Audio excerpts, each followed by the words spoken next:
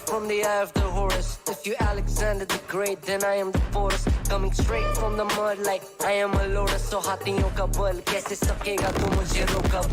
देख तू कैसे मैं लड़ूं, तुम लोगों से ऐसे ना डरूं. करूं मैं जिससे मैं तरुण, पानी पे चलूं मैं जिससे मैं वरुण. चाहे मैं जीऊं या मरूं, जो करना चाहूं मैं वही तो करूं. आता है तू ना करीब, तू बेटे चीप, जब तक कटे ना तेरी ये जीप.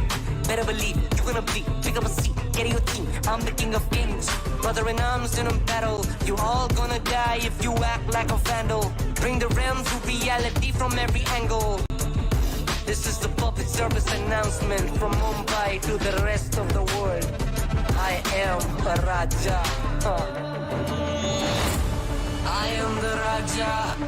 भिड़ेगा तो उठेगा जनाजा ना, तू मेरी तरफ आना. आ गया तो होगा फिर तनाज़ाना. ये भारतीय भाषा फिर दुनिया सुनेगी ये तराना ना. 'Cause I am the Raja. 'Cause I am the Raja.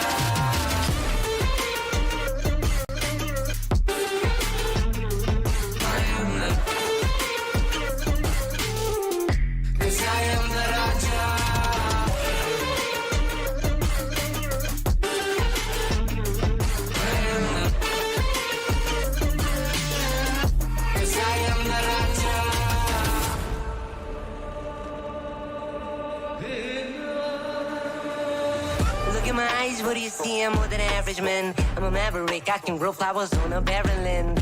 Break a mountain with my bare hands and step back and cause a literal avalanche. Should've been about us traveling. अष्टभुजाएं मेरी जैसे मैं टरेंचुला. ना है कोई तोड़ मेरा जब से पूर्वजों का ज्ञान मिला. मेरे जैसा मिलेगा कोई ना तू और चाहे जो भी था सबकी कबर मैंने खोदी. क्या तुम लगाओगे बोलियां, कम पड़े गोलियां. चंद्रगुप्त में मौर्य या दिला तू लोरियां. Come to me and you just gonna die. That's really a given. I am invincible and you are invisible. See, that's really a difference. Get out of my way, I'll leave the world. The choice is yours. I don't kill my enemies, I play with them. That's what the toys are for. From Mumbai to the rest of the world, I am the Raja. भिड़ेगा तो उठेगा जनाजा ना, तू मेरी तरफ आना. आ गया तो होगा फिर तनाज़ाना. ये भारतीय भाषा फिर दुनिया सुनेगी ये तराना ना. 'Cause I am the Raja. 'Cause I am the Raja.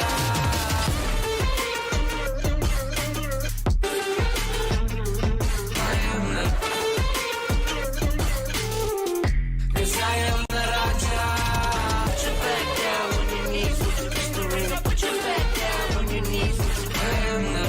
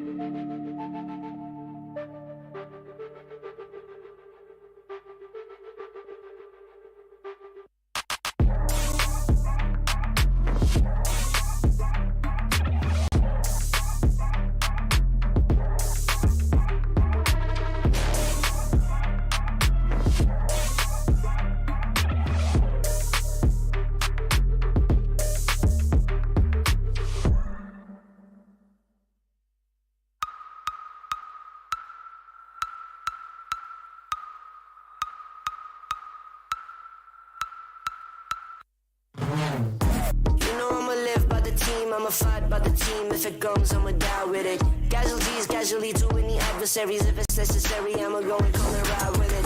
Let me welcome you to my legion. If you mess with us, we gon' put you on a t-shirt. Never take a day off for some leisure. Squad's always up, this teamwork, stream work.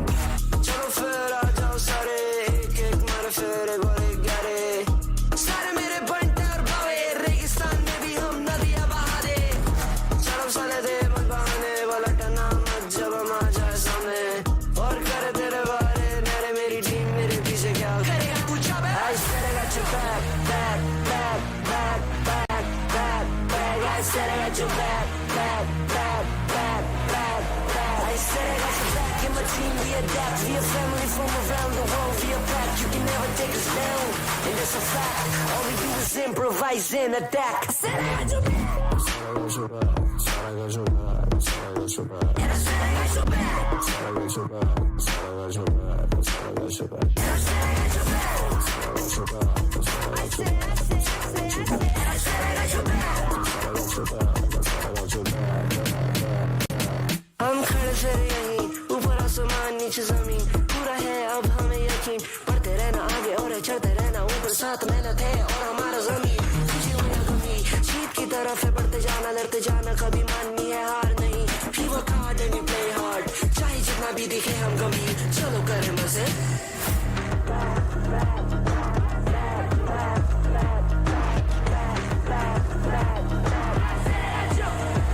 I said I got your back, and my team we adapt. We a family from around the world, we a pack. You can never take us down, and that's a fact.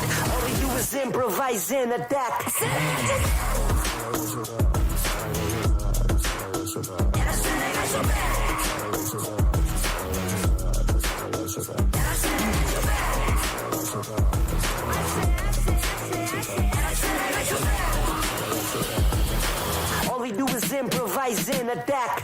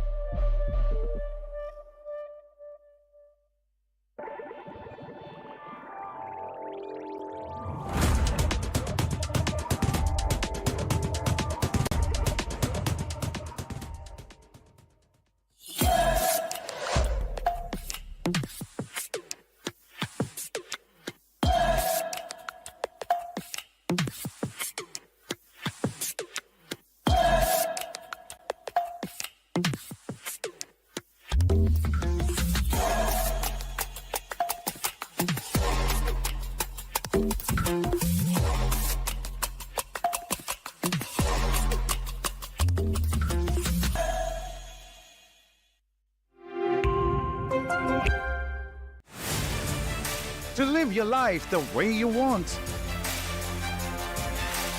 Compete like the toughest challenger. Dance like there's no tomorrow.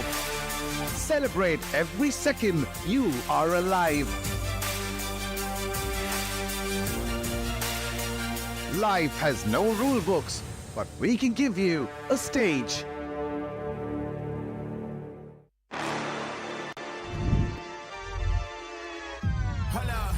Why do they doubt the kid? I'm about to prove them all wrong again. I got a low tolerance, cause they don't even know what the problem is. It's me. Why do they doubt the kid? I'm about to prove them all wrong again. I got a low tolerance, cause they don't even know what the problem is. It's me. I ain't taking no loss, no loss, no loss. Look, I'ma always win. And I'ma do it again. Watch me win. Then watch me do it again. I'ma always win.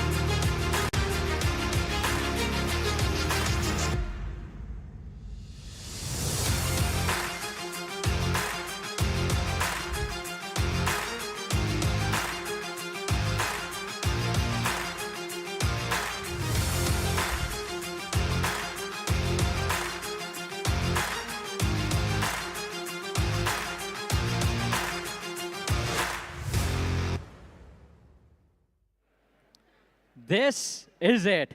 After weeks of sweat, clutches, comebacks, and chaos, we are down to the final three. The best of South Asia are here, ladies and gentlemen, but only one team will get the honor of representing South Asia in VCT Ascension.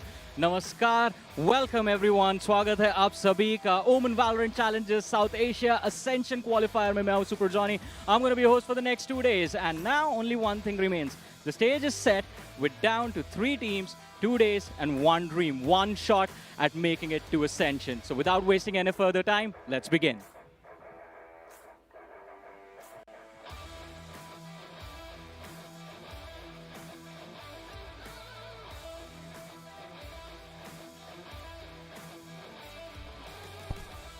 Man, oh man, history has always shown that whenever these two Goliaths have collided against each other, it has always been SATUL up on top. Apart from Split 1, but for Split 2 and Split 3, we have known the storyline. Can that narrative be changed up today by .exe? We will witness this in this best of 5 series, ladies and gentlemen. Welcome. You all are watching the OMEN VALORANT Challenges South Asia 2025 Ascension Qualifiers LAN Day 1. And to witness this amazing matchup, we're going to have me, Scared Yet, and alongside me, we're going to have Shadow as well. Shadow, this has been one heck of a qualifier bracket. Of course, it was a roller coaster ride for both the teams, Exe Esports.exe and even Velocity Gaming from Split 1, Split 2 and after that Split 3. But let's have a look at the Ascension Qualifier brackets. It was a complete upper bracket run for the players of Velocity Gaming, but Exe Esports and .exe now they are in the lower bracket finals. And looking at the roster of Exe Esports, King Kappa with 42 first kills, Techno with 44. But look at Miz, 54 first kills is what he's having. How much we have talked about this lad, how well he has grown along with the lineup as well, with the addition of Hoax and the way how he enables his team, Shadow. This has been one heck of an experienced lineup, but since we are talking about experience itself, we have some big boys out here on the other side as well. Kohli, the man who has played under Hoax himself. DC, he as well knows what it feels to play like with Hoax itself, but this man on the screen, right in the dead center, the one leading this roster, RVK. It doesn't matter how many kills he's got, doesn't matter what ACS he has, the experience that this man packs up, Shadow, all the way back when we go to the first Ascension, when Orangutan was the roster which actually made it there. RBK was there as a part of that lineup. And that experience has shown not just once in Split 1, but rather throughout Split 2 and Split 3, even in Ascension Qualifiers when they faced against VLT. Yes, things were looking bleak for them on one of the map, but on Lotus, they showed their class. The sheriff guy is what I call him, and everyone loves calling him like that because he does absolute justice with that particular weaponry. And yes, like you pointed out, RVK, his entire journey in the Indian circuit has been fantastic, and now he's on the verge of coming to the next step to go to the Ascension. That is be the players of Ascent Esports, and after that it is only Velocity Gaming. It has not been an easy journey at all, but Split 3 is where .exe shined the most. The most important part about this entire matchup, Shadow, is the fact that they will now get ready to face up the behemoths of South Asian Valorant. That's going to be जी बिल्कुल team stage पे बिल्कुल तैयार और हमारे casters जितना ज़्यादा excited है इस मैच को देखने के लिए. I'm pretty sure our IGLs, our captains are equally excited and ready. But उससे पहले I have one question for each of you, right? You guys have had an interesting journey. Hoax, I'm going to begin with you. Playing for SA2L. You've played for a lot of big organizations in the past, one of the most decorated players in the country. But SA2L comes with a lot of fans, comes with a lot of love and a lot of pressure. How are you feeling? I think it's a very big opportunity to represent SA2L, and especially this is their first year in Valo. So I feel like there's a bit of pressure to perform, but the love from the fans has been amazing. So it is what it is. We just perform and we get the love that we request. And your performance has been amazing this entire split. RVK, for you, a simple question. Last time, एक कहानी मैंने सुनी थी, एक tweet आया था recently from someone very high up in the Valorant community, and he said that you made a promise last split. You were watching from the stands, and you made a promise that next split you're going to be भाई आ गया है, अब कैसा लग रहा है? It feels good. I mean, I was there on Split 2 and I felt really bad to not be on stage because you're an athlete, you want to be at the top, and at that point I wasn't, but I'm happy that my team helped me and made sure that I could prove him right and I could be at the stage, and I'm really excited to play in front of the beautiful audience and just can't wait to start. Also, your journey, we spoke about this during an online interview, from a player, young athlete, a prodigy to a leader, leading an all-Indian team, by the way, to this stage, and fingers crossed, Ascension. Uske baare mein kuch batao. Yeah, I mean, the 5 Indian roster has come so far. I think the community has spoken a lot of things about having an Indian team, and I mean, we are playing against the best teams right now, top 3 in the country right now, so I think it's going to shut some people up, but I'm really glad that I'm able to play with the boys. More than anything, it's a brotherhood. We're all Indians. We like to play, have fun. So I think we're going to keep that continue and have a good match with the boys. Okay, talking to the boys, what do you feel about their team? You guys have two very talented. You have all 5 players are very talented. Bhai. वो भी prodigy बैठा है एक techno हमारा. I mean, Split 1, I played in that team, so I'm happy that they are here. You know, like they made it to the top, and it is what it is. Like we have to face each other, and whoever wins wins. But we are gonna have a good match. Match के लिए हमारी ये boxing ring जो है ये तो बिल्कुल set है. So, gentlemen, shake hands and off to your seats. And ladies and gentlemen, I guess that is my time. We're going to begin the action, and for that, we are going to head over to our lovely commentators once again.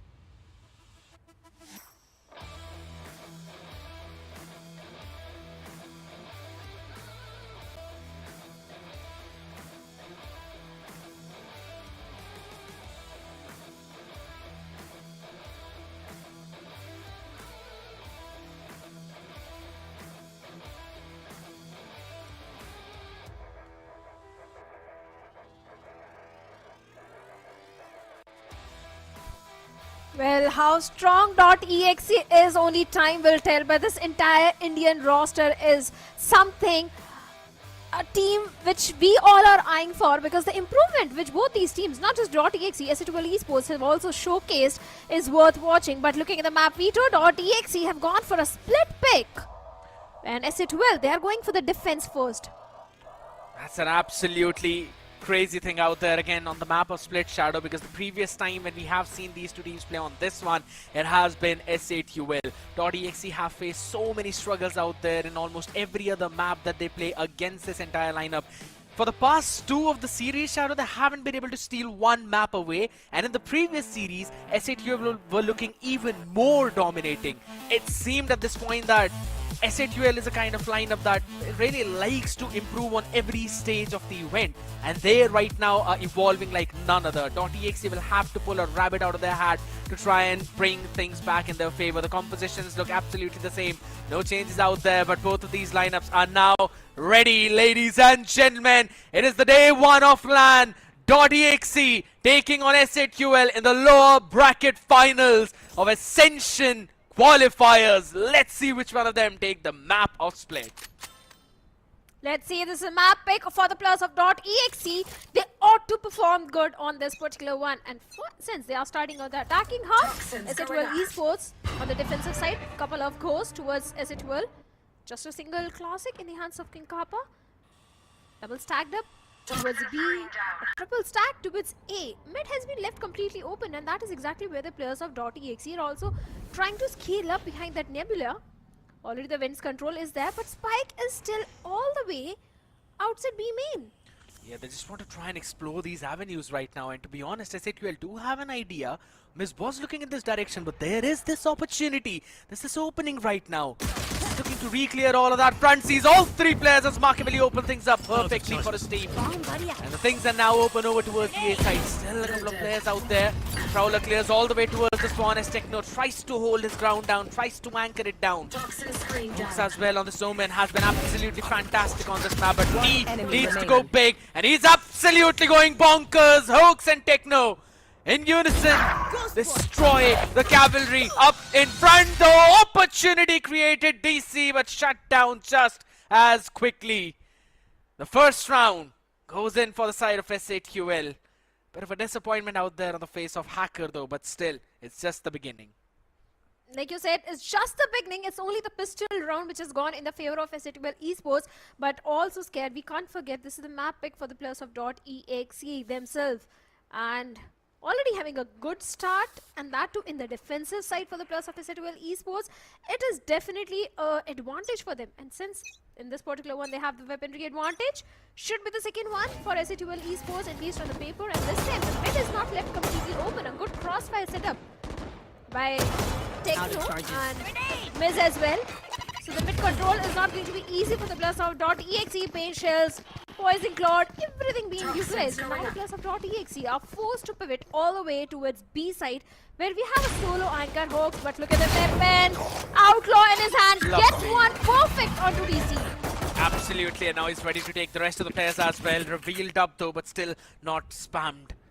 Lucky that there's no big weaponry on the other side, otherwise that angle he would not have survived. But he's still got every piece of utility available for him. I like the idea from .exe right now as they get ready to fight in mid. Miss sees the double face out there, calls in for the help of Techno as well, but this one eventually looks like a full-fledged push down. Cavelli ready with the flash TP setup though, but the space has been given up. It is empty. And I like the idea that SATUL do not want to give any opportunity for close combats to .exe. This is so disciplined. 30 seconds left. There's now everyone now forced to make a move. Not a lot of time up there. And Techno has got the best weaponry up for this close range contact. Stinger out in the hands as well. The run and gun is going to be absolutely crucial as he sees everyone. And the support is there in the form of Miz. They all jump up in front of him and they all line up to fall from this Viper. Miz hops in to save the team. And only losing one, SATUL soaring through the anti-eco. It was bound to happen, but Techno wins in such a critical spot at that point, and Stinger did help him out. For a second it looked like after getting the first one, maybe he'll get traded off. But seems like the players of .exe came one after other right in front of him. And that Stinger proved to be absolute menace in his hand. And obviously Hawks with that Outlaw also got the perfect first kill onto the players of .exe, but that was the eco round for DXC. This is the main one. This is their buy round. An important round for the players of .exe as well, with the Prowler already trying to clear the mid. But seems like this time .exe are going for a very slow approach. They're not directly going for the mid control. And looking at the position where Kohli is outside A main, trying to create few question marks outside A. But B side is a triple stacked up site. That's Shadow, going to this be a bit of a is- problem situation. This is almost the most similar start of the map of Split that we actually witnessed all the way back in Split 3 as well. It was basically the second map in that series. But it's started things off with a 2-0 fashion though. Hoax this time around. Bit of a tight angle out there. Machiavelli had a chance, but did not capitalize on the back of it. Now, I remember last time the half was a 7-5. SAQL were able to have that advantage, but DC was still able to convert the round out here. DC wants to try and replicate what happened in history. Punishes the reclearance on one side, and look at SAQL. Lost info on one part of the map, quickly trying to push on the other. Knows the position, and the HP is low of Kohli as he falls. And this will basically mean .exe will have to move fast over towards this B side, otherwise the rotation will show up. Machiavelli already up in heaven, opens things up for Helen. Paranoia, absolutely phenomenal, but not the shots after that. 12 more seconds remaining. The spike is down on floor. Hoax buying some crucial seconds for the team. But is it enough? That's the big question. Pinchels going in, but a bit too wide out there. Hunt is down out in the open miss. Low. And the HP, King Kappa, has been a beast for this team. Wants to try and carry it forward for this one as well. He gets first one, tries to reposition, but Maka is a bit better with a 3K. .exe are able to survive. By the skin of the teeth. It was not a clean round for the players of .exe though. But round went in their favor, that's the main thing. It was a bonus round for the players of Ascent Esports, which has been denied. But King Kappa looked like he may be able to get the second one as well in that situation. But clearly that didn't happen. But Hawks with a pistol in hand also got the perfect value. But the numbers advantage, the weaponry advantage, everything was there with the players of .exe. But now SAQL Esports, they do have enough crest to go for a buy. This is their buy round. And Helen having the entire A heaven control. The players of SAQL Esports are aware. Random spam coming through the wall. But no, the information has been passed on. But this is all just wish. DC can do so much, but Miss denies everything to him. Absolutely destroys him out there. And a good re-exploration of SAQL. They lost the space towards the ramp. They quickly re-cleared the part of mid. And now they've got the numbers advantage. I love that. Machiavelli is one away from his dimensional drift as well, but he needs to find this pick out there. A double face up on the other side as Trinity and RVK. We're absolutely waiting for this one as Kohli doubles up on the back of it. A lovely hold from .exe. The silent creep up was so good. And now Hoax left in a 1v3 into making us. Trinity is a bit low in the HP, so there is a possibility. And he's also got a Paranoia to work with. There's so many angles for him to watch out for. He tries to move out, but Kohli will put his old IGL back to the grave. It's a 2-2. A bit of the fumble in the initial pistol round. And after that, it was an eco one. But after the buy round, .exe have finally made their way back into the game. An equalizer has been established.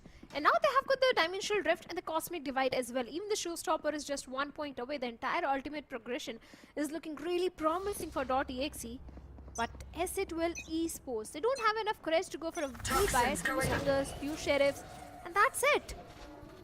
The Viper's Pit is 1 point away. If Techno gets the Viper's Pit, maybe for the retake, we can use that. But dimensional drift already being invested from center.exe, gets the entire information towards the A side. Bring them down. Opportunity. Missed. Lost it. Kohli still able to try and answer. No, not for long though. King Kappa was there. He's able to shut him down out there, DC. With a lot of pressure out there. But the support of RBK is exactly what he needed. Went in for that plant, but it's still a 2v3. Last player standing. Techno, and that's going to be a bit too difficult to try and work with as he falls down, walking out of his smoke. And it's not going to happen for SAQL as .exe. Claim the round which they were supposed to claim. Shadow, we have been discussing about the fact how eco has been a strength for .exe. Yeah. Also at the same time, main rifle rounds were a big struggle. And to be honest, with the way how they are playing right now, They have worked a lot on that department. Definitely. They have worked on that department. They have worked on their buy rounds, and that's the reason they are in the lead now against the players of SC12 Esports and looking quite happy as well. The ultimate progression is also looking pretty promising. Showstopper is already there, 3 major ultimates. But now, SC12 Esports, they need to call for a timeout because they need to discuss after getting the pistol and the entire eco round. It looked like this is going to be a great start for the players of SC12 Esports. But seems like that's not really the case. They lost the buy round. After that, it was the eco round. And now they need to figure out, have a talk with the coach. That how exactly they are going to counter the players of .exe now. So here's the thing, if history repeats itself, then this round should go for SATUL. Because that's what happened last time, and it's the exact same storyline. The pistol anti-eco going for SATUL, and then .exe picking up the next 3 rounds. And then there was a timeout out there as well. And we have seen the success of SATUL after those timeouts, Shadow, throughout the entire Ascension playoffs, and also even in Split 3. We have seen whenever Hellranger takes the timeout, there is a new wave in the team. There's a new hope that ignites out there. And there's one or the other kind of plan that they eventually execute. And right now, they're trying to do the exact same thing. One way over towards one part of the map while they cleared out towards the other side with that Prowler. Towards the mid-bottom. .exe. I love their diligence. Clearance. Should be good. The Prowler goes away. So Miz will have to reposition out here. But the operator is still going to be up. And he opens Machiavelli's skull. The opener, an important one as well. It's on the duelist of the other side. But if a reveal out there, Mark though still Miz will survive and reposition. 3 people to answer this hit over towards the B side, as now the smoke is going to fade any second, and Hoax, he'll need to be careful. He's got the paranoia to work with, but this is not really the best angle out there. Trinity is walking out there. He's going to see him, takes him down as well, and gets the showstopper ready. He's going to send it out, though Miz will send him back home as he's ready with his own showstopper out there on the other side. Tries to return it, and it's all falling down. SATUL have won on every front. Seems like the timeout really worked in the favor of SC12 Esports because now there is 10 not seconds enough time left to go for the plant. And .exe, they have decided to go for the save because the entire map control, site control is with the players of SC12 Esports. An equalizer has been established. 3-3 is what the scoreline is. But these back and forth rounds are something which makes Valorant so interesting, but now .exe Esports, they need to figure out a way that how they're going to utilize that Nightfall and go for the 4th round. That goes there.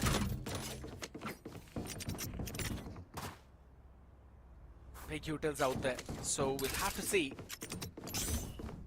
Yes, this should do. They've also got to deal with this operator, Shadow, and again, it's going to be repositioned multiple times on multiple fronts. Again, there's a change in the setup out here. King Kappa is still going to hold over towards the A side, but there's a tripwire all the way down and Vents as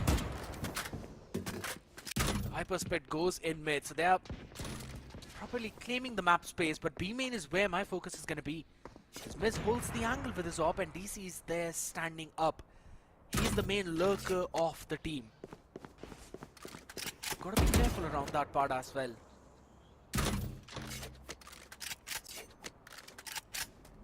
The pit already being invested towards the mid, so this time .exe can't go for the mid control. That has been completely denied. And now they have to go for a direct side hit, either towards the B or towards the A.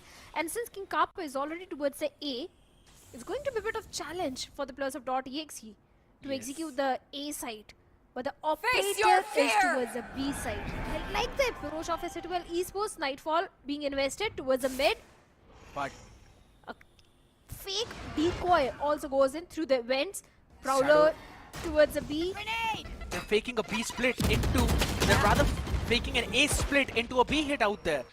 Techno though, 30 seconds does not eventually know that Machiavelli's actually made his cross through out this bit, and I think so that's actually going to give them a cue to change the entire plan out. .exe are looking to go over towards the B side, but now since Maka has so much space, it has also moved out of that trips range.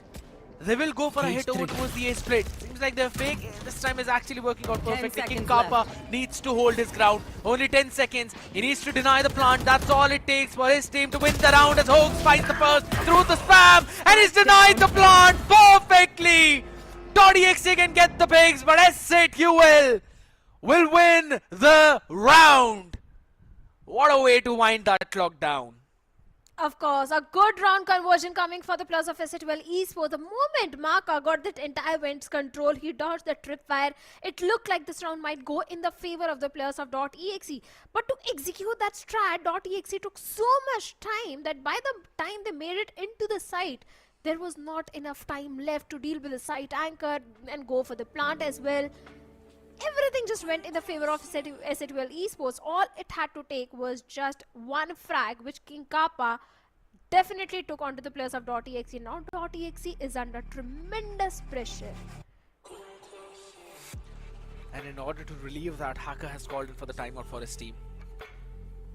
He's going to try and give them out some of the information though, because this is technically the second round where the clock has come dangerously close to being out there. They were able to convert the previous one and they were able to get the plant down. But this time around, yeah, not being allowed. SATL, they were able to bounce back as well and get this lead though, but .exe now will be looking to change things up. Maybe faster towards one part of the map. They have been getting a decent amount of space over towards the A ramp and A heaven, so maybe that is going to be a hole that SATL will look to fulfill. And seems like it's going to be a pretty hefty clash over towards the A shadow. Ramp is where it's looking a bit decent as there's the operator out there in the hands. No one has made the cross yet, but at least the question mark has been created. Bring them down. Paolo's going to go in to try and catch one. The perfect position, but Miz could not land the shot. Machiavelli down to just 5 HP. Harud is barely breathing. But at least they've taken the space towards the heaven. Not E-Heaven. It was only the ramp control which the players of .exe were able to take. The paranoia goes in on the back of it. Back and forth races are going on. It's a 2v4 situation now, Scared. And it's turning even more difficult for SATL. What a diligent position hold. They had an idea that SATL will hop in to re-clear that space. And they were just holding on to their angles as Hoax understands the timing of his smoke fading away. Catches the first one, repositions as well, and brings it into a doable spot. He's got from the shadows to work with, as he's now going to run away, reposition with his team, runs all the way towards the defender, or rather the attacker's spawn. Up in the heaven. And it is holding that one angle down, but you don't have to worry about Kohli right under you. He knows about him, and he takes him down. Sends out a haunt as well to try and clear some of the space away for Hoax so that he can move up forward. But both the players now stuck on site.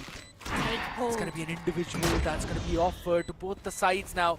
Every single avenue being cleared diligently. The time is ticking though, but they need to win those fights. The reposition from Hoax, but it does not matter. DXC hold their ground and they get another round. Hacker doesn't seem pretty happy because he knows that it's just a couple of rounds. They can't take the players of SATL Esports lightly, and since this is their own map pick, they have to get a better score line. They have to have the lead. They have to make sure that the split goes in their favor. Here. On paper, this round should go in the favor of .exe because it is scrappy buy for SATL Esports, just a single Guardian, a Stinger, and a few couple of pistols. A Nightfall is also there towards the side of Hilif, but no major win condition for the post-plant. .exe probably has the Viper Spit. A prowler towards the B tower gives the information onto the position of Techno. Few smokes around the mid, and once again the mid control has been established by the plus of .exe. The spy cam of King Kappa might give a lot of information onto Kohli. You know, but this A split might actually work in the favor of .exe. Straight out there. They want to take the fight over to the heaven as the haunt goes out. 3 people revealed, and it's an obliteration. 2-for-1 trade out there as Hoax will eventually run back to safety. King Kappa During all of that, Chaos is now running in to take all of that space. Now he can find a timing, but Kohli seems to be aware about him. Time could not have it worse for him out there. Up in the open, takes one down, RVK. Takes a couple of shots to his own body, still alive with 20 HP as King Kappa runs away over towards the heaven. He's got the weapon being covered. And we know you don't want the weapon to be in this man's hand. Out there, up with the cage. Last player standing. He's gonna drop down. The sound is gonna be heard as well as a double peak and a double face for DXC. Will win them their own individuals. King Kappa is not having the same impact which he normally was having, Shadow. And S8QL are fumbling. Could be the LAN pressure. That could be a possibility. We have seen even the best of the best teams face that LAN pressure and crumble under the pressure. But still, not that shabby performance. He's 7-6. Time to jump. 4 rounds already towards the side of S8QL Esports, and they're just 1 round deficit. The Prowler being exchanged. Outside A main, the operator is also there towards the A side. But since the entire ramps and E-Heaven control has been given up by the plus of S8QL Esports, it should be easy for .exe to establish that control. But now, Hawks having that Vents control. The dark cover is already there. And now .exe, they are pretty much stuck outside that A main. Both of these teams are yet to register their first best of 5 series win, Shadow. And in a best of 5 series, it all starts from map 1 itself, the momentum that eventually shifts. Blocking vision. And that is exactly what .exe are trying to gain for themselves. 5 rounds already in their attacking side, but it's never really been the attack side that has been the problem for this team. On this map of Split, it's the defense that where they've struggled a lot. So, the more rounds they get out here, the better it's going to be for them. And this start is going to help them out in that exact manner. 4 people up out there, and all of them are going to be tagged in by this Nightfall.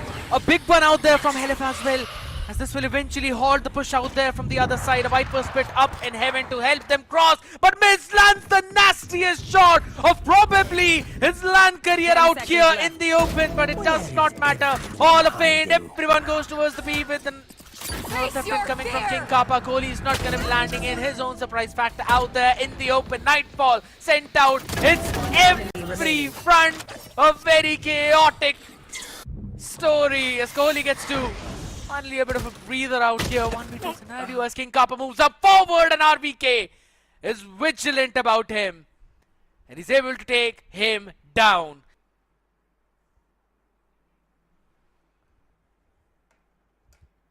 The fans still supporting their favorite team.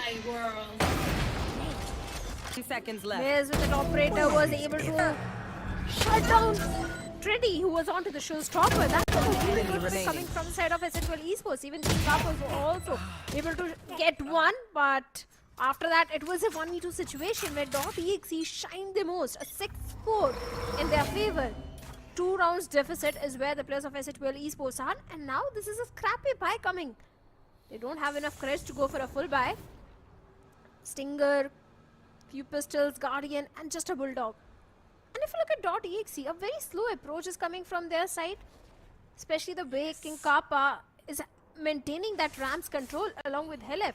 A perfect Prowler play could come into the picture, and things will go in the favor of S8QL Esports. Kohli still trying to create few question marks towards the mid. For now, S8QL Esports, they have no idea what exactly the players of .exe are trying to do in this particular round. They're just trying to wait for any kind of push on the other side. They've got to read that S8QL will probably try to make a play, Shadow, because they are on the weaker buy.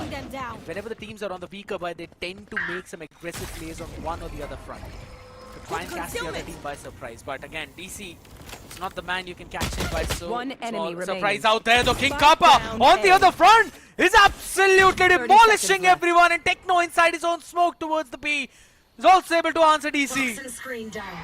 Doesn't matter if the hit is slow. If King Kappa gets a 3K with a Bulldog, no base matters out there. 1v4 into the making, not happening today as it's a thrifty round for SATUL. Imagine the kings of thrifty getting thriftied themselves. All thanks to King Kappa. It was a king on the other side which stepped up majorly in this one. Like you said, a 3K for him and a good round conversion for King Kappa and the team.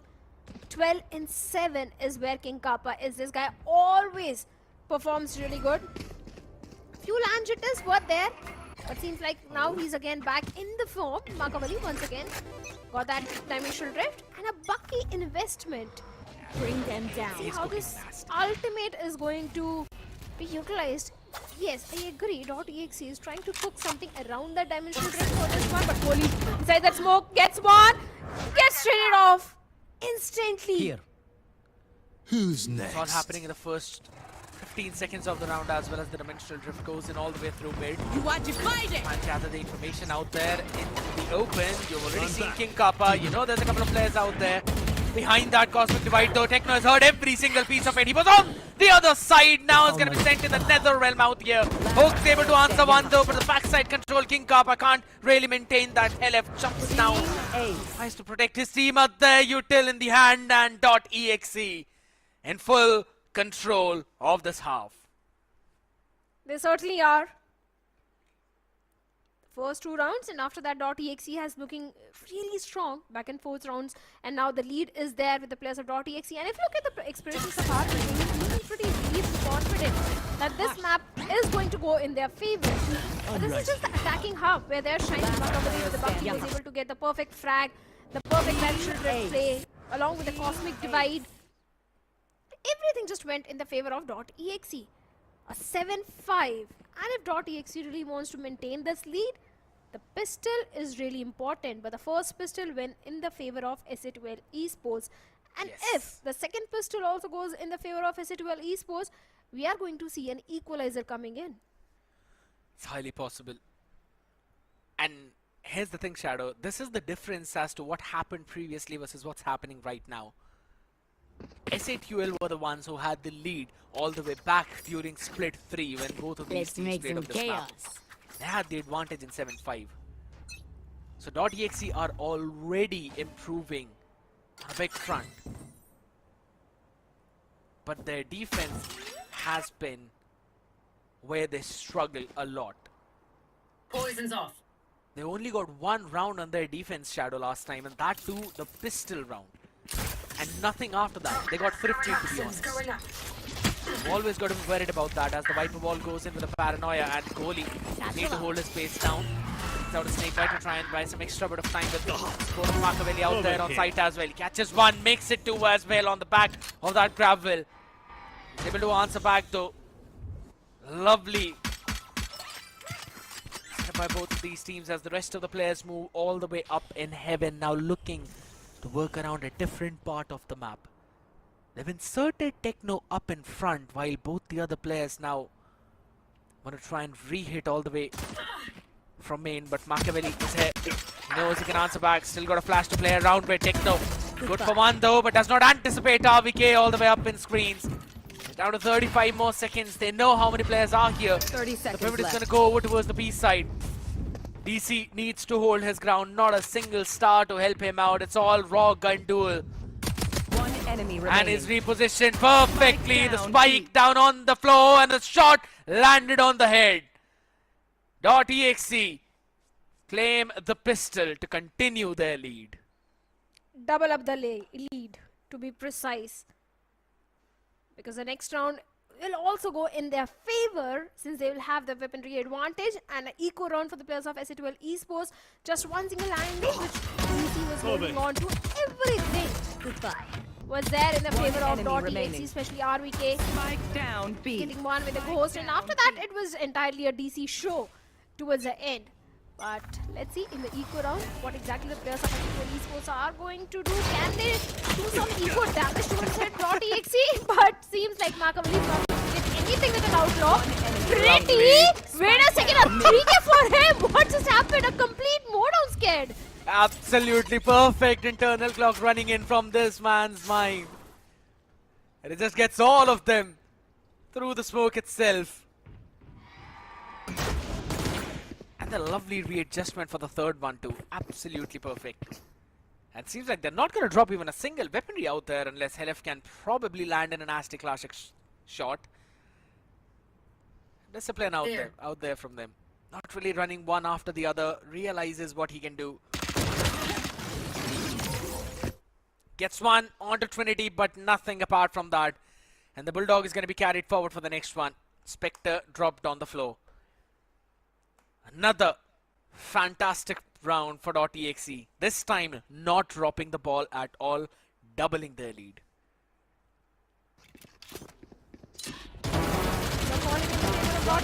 Remaining.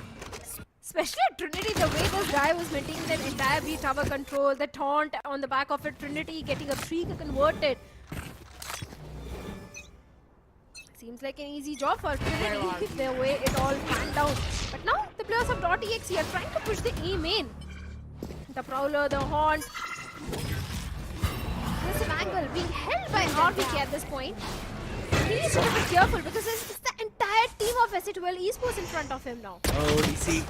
The Outlaw up for this man though. A call-out out there on 2, but not getting a single one. Doesn't matter, Trinity. It's good for one, but the readjustment not quite like how it happened in the previous round. Kohli still revolving around the pillar. It's got a couple of angles to watch out for. Sees the first one. King Kappa sees the rifle, so the trade is absolutely on point. And during all of that commotion, Shadow, the re-clearance of S8QL over towards the A side has landed them Spike aside, planted. but not quite open. RVK is able to re-wrap around them, and Hoax right behind that screen to just reposition out there, sends out the Haunt. Realizes there's also Helef on the other side who will still stand his ground. Machiavelli re-clearing. But the avenue is now opened up. Holy smokes, one player behind the other. What the heck are we playing here? King Kappa as the second layering throughout all of this. This should be it, Shadow. He should be able to close this round though. His position is noted, but the shots can't really be stopped. Machiavelli on 7 HP will be put out of his misery. S8QL, they convert a crucial round. Indeed, a very crucial round for them. It was their buy round. They denied the bonus conversion to the players of .exe, and it was really important. If they had lost this particular buy round, maybe the possibility of the entire map going in the favor of .exe would have been pretty high. But now, Ascent Esports, they're still in the fighting chance. Only 3 rounds deficit. But since that was the bonus round for .exe, they have courage to go for a buy. And even the showstopper of Trinity is just 1 point away. Once again, going for the mid control. Ascent Esports, Machiavelli maintaining that entire Vents control. And the entire crossfire setup is looking really strong. It's not going to be easy to have that mid control for the players of .exe. Helef loading onto the angle. Machiavelli needs to be careful. And Helef gets one onto Trinity and Machiavelli as well. It was only Kohli who was able to get one onto Miz. The entire mid defense has been broken. But also the offense facing almost the similar struggles out there. And it is also down to just 2 HP. Miz was already taken out. King Kappa's position has been noted, but I'm not quite sure if he cares about it or not, because there's a lot of people out there walking up in front. RVK tries to hold his ground down and is able to deliver the blow on one part. Not really catching the second, as Hoax is good on that trade. Down to a 1v3. Spike planted. All in the hands of DC. Got some space to work around with and go through Vents, but Techno is really watching that angle, so I'm not quite sure if he'll try and go for the retake. It's a save out here. Want to carry this weaponry for the next round. S8QL collecting 2 rounds back to back. Much needed rounds are being converted by the players of Exe Esports. A good decision from the side of DC to go for the save, because it was a 1v3 situation. Yes, Helef was down to 2 HP, but Helef was indeed the hero of this round. The way this guy held on to his grounds towards the mid, was able to get not just 1 up but 2 players towards the mid, was really important. Yes. Because it was not just 1 but 3 players towards the mid, and Helef was able to take down 2 of them. Just a trade of 1. And if I'm not wrong, he also left Kohli down to just 5 HP as well. Yeah. It's like almost taking 3 of them out there.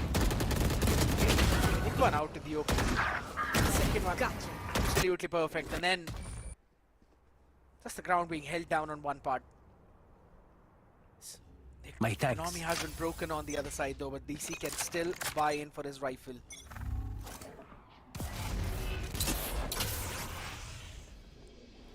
Should be an 8th one for SC12 Esports, at least on the paper. Once again, yeah, on the paper. Could be on the round as well, on the scoreline as well. Could be being the keyword. How many times have we seen these thrifties being converted, Shadow? So many times.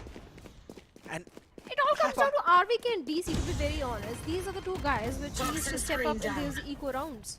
yeah, and one of those two guys is down to 10 HP because of a random phantom headshot through the smoke. I'm not quite sure if that's gonna happen. Because this is the 8th one for SC12? possibly. Seems like that. Sigma opens things up on RVK as well. Trinity not really catching anything, just sees a jumping race going on the other part.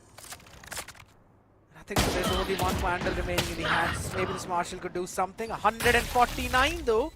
Wallbang landed, but King Kappa was there with the better Marshall. Had the outlaw in the hand.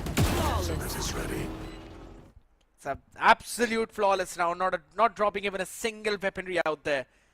And the problems in the defense are now starting to show up again, Shadow, or you could say the prowess of SA2L on their attacking side is finally getting them back in this map.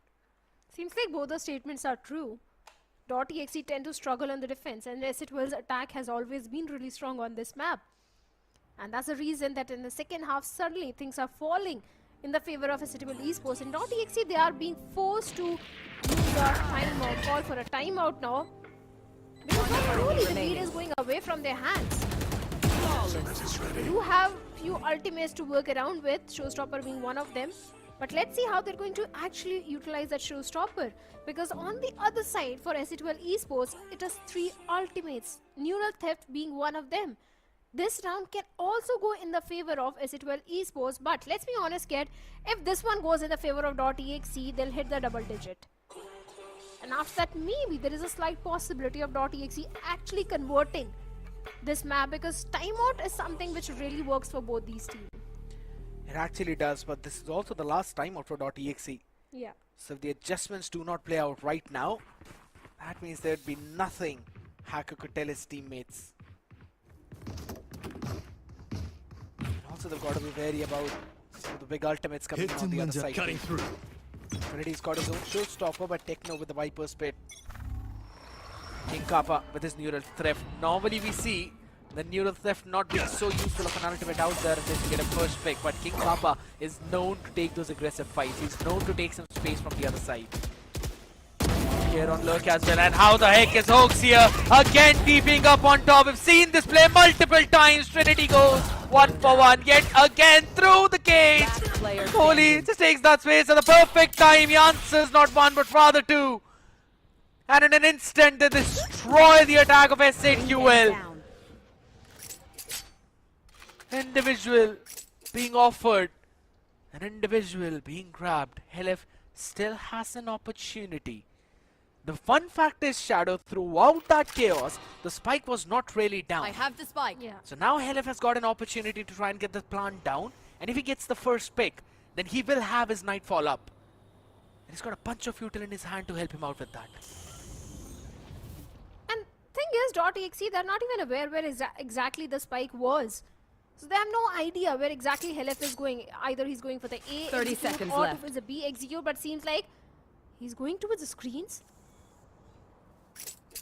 Yeah, he's Is he just actually going for the plan? Yes, he is. He was just checking all the avenues, absolutely. all the corners of the map, going for the plant. And he has got the entire util for the post plant. The horn being utilized, but no information has been passed on. But finally, he knows exactly where both the players of .exe are coming in. The Prolo goes in to delay some more time. Enemy remaining. Gets one. Might fall up, but he still does not want to take it. There's the operator on the other side in the hands of Machiavelli as he peeks in and still gets the pick. A big one out there as the man stands up on his feet and .exe reach the double digits. It was so close. It looked like Helef might be able to clutch it out, but it was the operator waiting on the other side. Valiant effort from the side of Helef. But seems like .exe is just one step ahead. Goodbye. One enemy remaining. 2 rounds away from the map point, and Makavali's operator has been actually popping some heads off towards the side of Ascent Esports, and now the Nightfall, the Viper Spit from the shadows, even the Neural Theft is also there towards the side of Ascent Esports. Miz. Face your Another fear! pole, but this time it's not from Techno, rather from Hoax. The entire side of A absolutely empty. Going to the plant over towards the heaven as well as King Kappa. He's got his own outlaw up in his hands, and there's half shields on 3 players on the other side, or rather 4 for RBK as well. Techno, what the heck is no one watching him? How is he here? He's gonna get a lot of out there in the open, catches through. RBK finally answers back, only for Helep to hop up and take him down. All in the hands of Machiavelli now. It was left to a 1v1 here. This time it's a 1v3. And Sun, you want to try and run away to save that up for the next one, but Helef is already on the hunting duty. He certainly is, and he gets timing on to Machiavelli, and yes, he certainly gets it. Even the operator has been not allowed to carry forward. A little banter, a little fun always goes in the game, and that is exactly what the players of Ascent Esports are also doing right now. But yes, and indeed, an important round has been converted by the players of Ascent Esports, especially the way Techno was able to get the 3 converted. He was such a hero in that particular one. The Viper Split was also invested from the side of .exe, but still there. Okay. This is what makes LAN so much more interesting. Absolutely. Where are you? This is the fun banter, you know, that we always talk about. Machiavelli stood up first, and then Helef is able to answer on the other side. So, there we go. Fun things out here happening right now. SATUL in touching distance. Maybe reaching the double digits for themselves as well. They've got the weaponry advantage up in their hands, and King Kappa has got the best one to deal with .exe. Gamble stack is over towards the B side, but that is exactly where SATUL are also looking forward to. We have known them to go for the last second rotates as well, Shadow, so I don't think so they're going to run away in this tag, but look at over towards the A side. Techno, he's cleared almost the entirety of the side though, and he's now going towards the screen. There's still RBK trying to hold the position down. Slowly moving ahead. Techno has got no clue, and that's one weapon already dropped out there in the open as the ball goes up blue. They're still trying to hold their position down in the Nightfall to try and clear the space, but everyone's towards the heaven, and Machiavelli is the first one to face that. Pushed out there. Cosmic Divide used up. The right click from DC sends them back to the depths of Wench where they tried to climb up from. And it seems that SATUL cannot get the equalizer right now. That Classic gets 3 and a massive value for DXE. Just one single ultimate. A Cosmic Divide coming into the play, on the back of it getting 2 important frags for the team. This should have been a 10th one for the players of SATUL Esports. But everything was denied to SATUL Esports, and now .exe just 1 round away from the map point. And SATUL Esports have been forced to call for a timeout. I really want to know your predictions, Kat. Do you really think SATUL Esports can push this map to an overtime? We have known them to bounce back after every timeout that they've taken. So Hellranger normally protects this one for such situations only. And I think so with the way how they normally like to play on their attacking side, it is highly possible that we might see them bounce back. They're taking a lot of space as well on the map. They're trying to take control, but in this previous one, I just have to say, RBK got the perfect timing on Techno. And then DC's hold out there and went. It was absolutely everything. Cosmic Divide as well came in at the perfect time, so they had absolutely no clue where DC was. so SATUL kind of rushed up on that previous one and didn't even at least drop the ball. Not really fully their fault out there. Partly the fact that they also, you know, individually went up the ropes towards wings, thinking that it might actually be open. Errors that they need to fix and they need to Showstopper right now being sent out. Miz quickly taking space over towards the B. Heaven has bunny hops out of there. Kohli on that Viper will be sent all the way back. The Prowler to try and take some of the space away, though not really happening as Machiavelli denies anything to SATUL. Over towards the mains and Kohli answers back as well. Every single fight is being won by DXC as they're up in a 1v4. Hawks, you need to waste. Only then will you stop DXC from moving towards the map point, as that's where this train is heading for. All the way holding his pace down. Smoke fades away and Kohli will put him back in his place. .exe just one round away from claiming the map of Split. Seems like this time timeout didn't go in the favor of SATUL Esports, and .exe was prepared for any sort of play which SATUL Esports was going to bring in, especially Machiavelli holding on to the top angle after that DC. The way DC anchors the side, especially towards the B side, this is not the first time, it is second time that he was able to get good value onto the players of SATUL Esports, and now onto the map point is what .exe is. Kappa completely dodged those pain shells and the paranoia, but still holding on to his grounds outside the A main. And the entire team of SATUL Esports is towards the mid. But Kohli holding on to such an important angle. This is going to be a really important one. But finally, dark cover saves the entire team. The snake bite goes in. Nothing has been given to Kohli. But look at this. Machiavelli is now on his demonstrator. Is going to get so much information out here. No 3 players to be there now. Quickly TPs out of the harm's way as well. Cage triggered. SATUL will have to re-clear that space. As they've just done that, realized that Machiavelli has gone all the way back now. This is going to be crucial. Both the players, one after the other though, but still RBK is able to trade Miz off. 1-for-1 trade out there as the Viper Spit goes over towards the B side. But there's still DC right next to it. He's trying to hold it down, and it's all a fake out happening in the wind. Here's where Helef actually takes the fight. Nectar's going to fall onto the ground as well though, but Machiavelli holds his angle. And it's down to a 1v2. Again, it's Hoax, but the numbers are half this time around. And it's got his ult to play as well with a couple of shrouded steps up in the open. He's just ready to try and take this fight though, but the discipline from DXC is picture perfect. Both the players moving together. It's going to be a try fight out there. DC, the first one to peek. It's been shown, it's been known, and neither of them has noted Hoax. This is such a big timing for this dude. Sees the first one, takes him down as well, but does not know where Kohli eventually is. He's also got the ult available to try. Half, being stuck, full, being stuck, and Hoax peaks at the perfect time. Saves his team, gets the chance, and smacks the other side on that.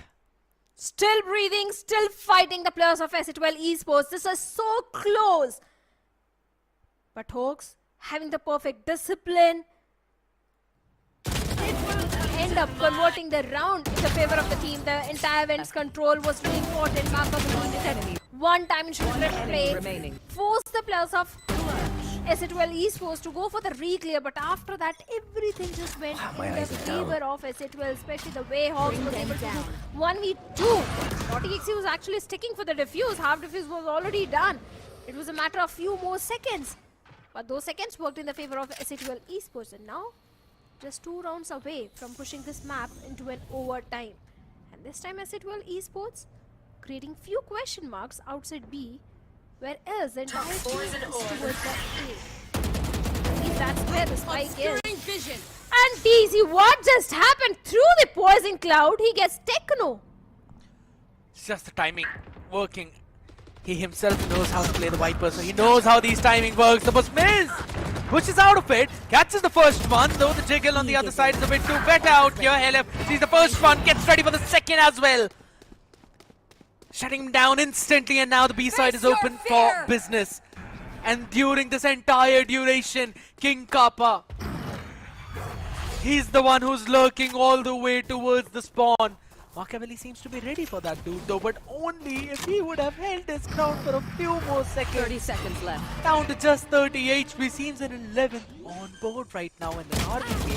Something else to say. This dude has been here and he's showing why he's still holding it down. A 1v2 on the side in the making. King Kappa dealt with, taken down both the players. Just one volley shot is enough. Can Hoax do it twice? He will absolutely do that twice in a row.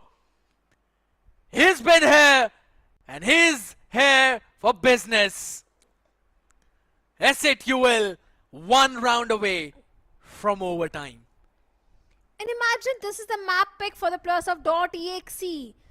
And SATUL Esports is giving such tough competition to .exe and their own map pick. Imagine what's going to happen on the map pick of SATUL Esports. SATUL Esports is looking much prepared.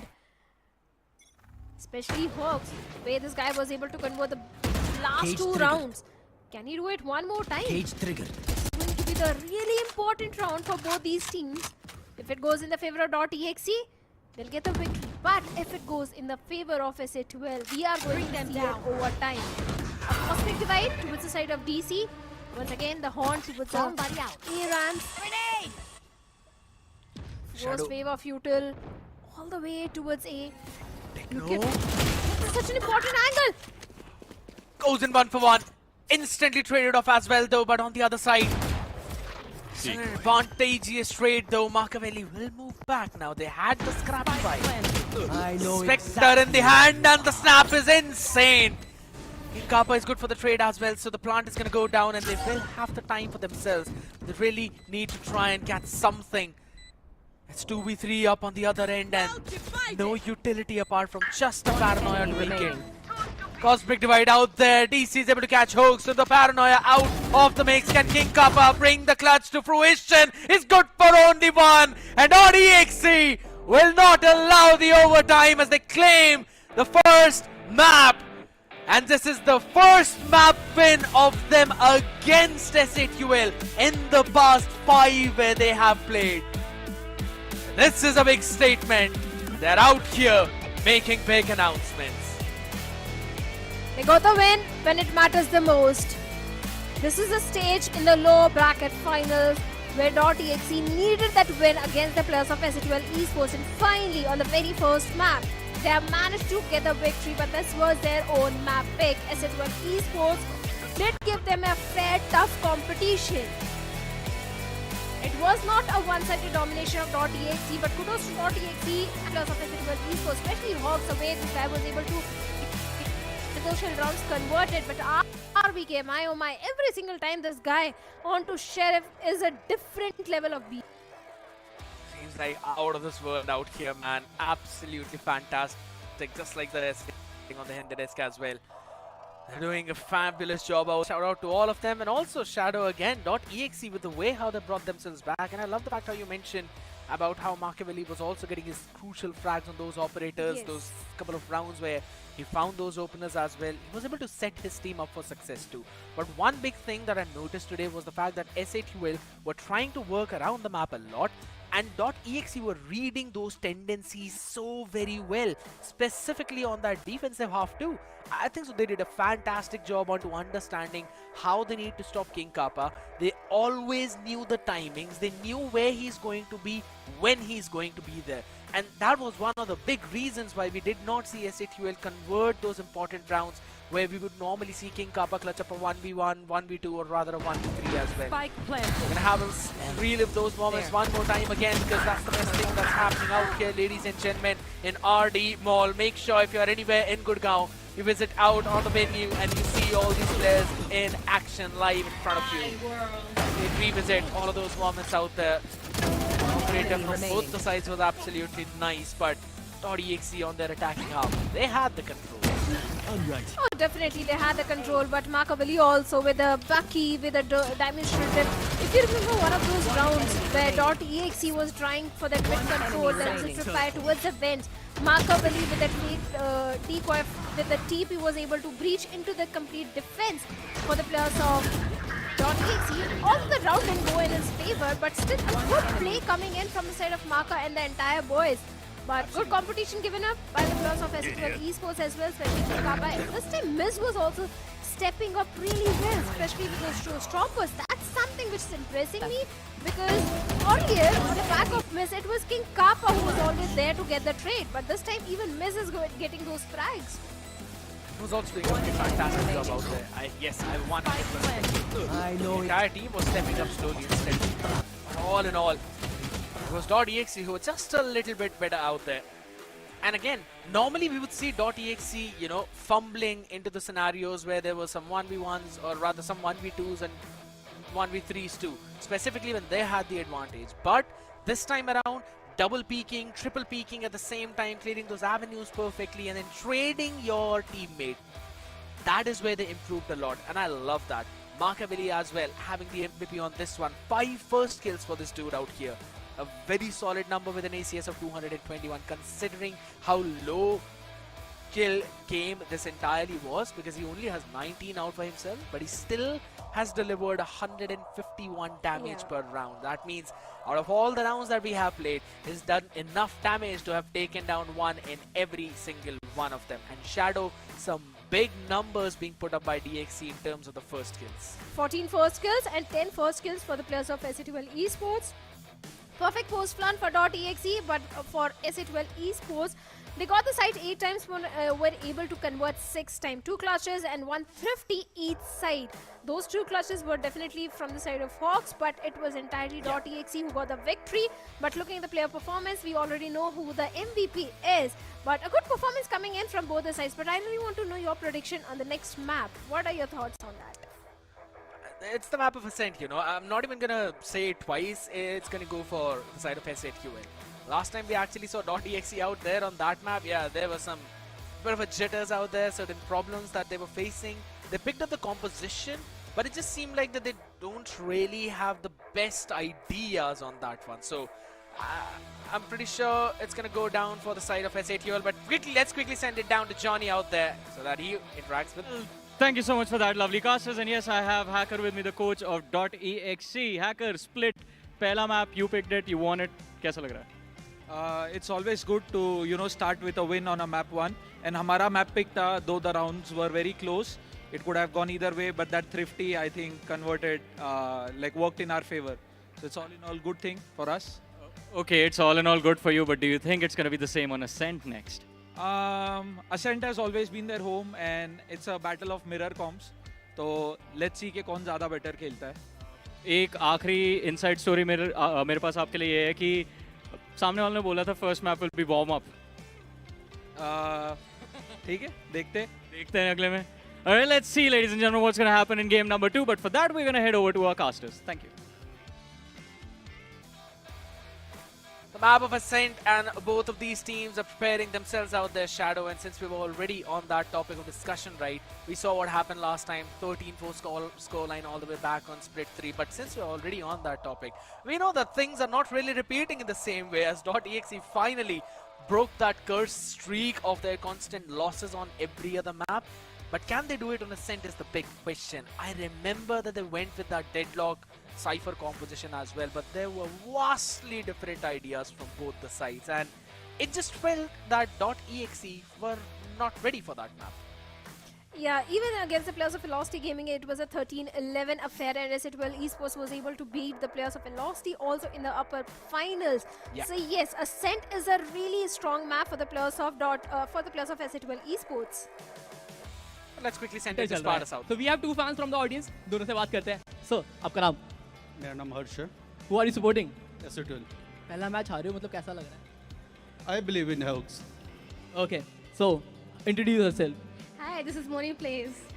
DXC first match win. How excited? Oh, I'm loving it. I love DXC. Okay, मेरे पास आप दोनों के लिए एक छोटा सा segment है. एक सवाल रहेगा. The winner gets Valorant points. ठीक है? I have the cue card for it. पहला सवाल ये है, how many agents are there in Valorant? 24. 24? I believe 28. Okay, so whatever your answer is, you have to write those agents down. in 30 seconds. Okay? Is your pen? Yes, all the agents' name in 30 seconds. And your time starts now.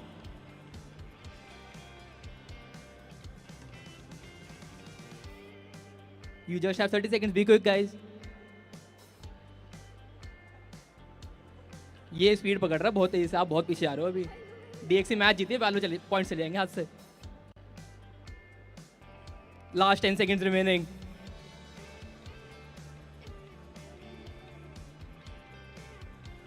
The time is up. Low. Submit karo. Okay, so we have. Okay, can we just focus on them? देखो numbering तो पूरी करी है इन्होंने, लेकिन 1 2 3 4 5 6 7 8. So Moni has 8 on the right side. So you have won the Valorant points. I will give you after the match, but the match is ready. So सीधा jump करते हैं हमारे काशिश की तरफ. Well, there's people out there winning some Valorant points as well, you know. That makes me even more jealous for not being there on the event. And for all the people out there, if you're anywhere around RD Mall and you're in Gurgaon, make sure you hop by at the venue and make sure you also get a chance to win all of those Valorant points. I mean, you've got some skins out there. I know you all love Valorant, so who does not really want some of those free skins? Quickly hop in there as we will be discussing about what's going to happen on the next map of Ascent Shadow. You mentioned about SAQL when they faced against VLT and how they almost took that map away for themselves as well. So they are looking strong, they are looking favorites, but they were also looking favorites on the map of Split, which DXC were able to steal. So I think so. I'm actually up for surprises for this one as well. Even I'm also up for surprises because in Split 3, .exe played on Split twice against SHL and Global Esports Academy. At both times, they had to face a defeat on the map of Ascent. Also, they went against the players of SHL Esports. Back in Split 3, that was a 4-13 affair for .exe. It was not at all a good matchup, but I'm very sure .exe, as they have improvised on the map of Split, maybe there is a solid chance that they have improvised on the map of Ascent as well. There could be a possibility, if not a victory, at least a very close matchup is what I'm expecting. It could be possible, to be honest, because last time when we were seeing these teams play, you know, there was only DC who had certain success on that map, and apart from him, RVK, those were the only two players who had double digits finishes, right? Apart from them, every single one of them was apparently struggling on that one, specifically Kohli. And we have seen how crucial he is for the team's success. Even on the map of Split, he was getting some of those crucial frags, trying to find the timings on those lurks, getting those individual battles. Yes, he was certain times not really winning it, but certain times he was converting those crucial rounds. So we're just gonna have to wait and see how that pans out, as right now it's gonna be DXC and SAQL exactly with the same comp. It's gonna be super fun to witness how this one eventually goes in. As ladies and gentlemen, now since there's a change in the map, there's also a change on the desk out here. We're gonna have a big boy back in the action. Necro, how are you feeling right now for the second map? First of all, it feels great to be back over here on the VCSA desk itself. And yeah, the second map, I'm super thrilled, super excited since we're going back to the classic grounds once again. The map of Ascent, it is something that is quite the basic one in the competitive pool. And I would love to see what these two teams have got. But watching the first map itself, man, .exe, what a way to humble some of the known names. Absolutely. And we did not really see that happen all the way for the past two series. It was always SAQL who were having that upper hand as well. And in the previous one, they did not even allow .exe to reach the double digits in terms of those rounds. And in both the maps, though, it was again, as we were discussing as well, 13-4 on Ascent, 13-7 on the map of Split. So it's a very big improvement curve from .exe. But exactly, I don't know how are they going to try and replicate that on this map. Generally speaking, watching .exe till the first two splits, who would have thought this is the improvement we've seen inside of the Split 3 so far? It's been an absolute astonishing affair from the side of .exe, qualifying towards the Ascension Qualifiers, taking the slot away from some of the most capable contenders, and now .exe over here humbling some of the biggest names out there.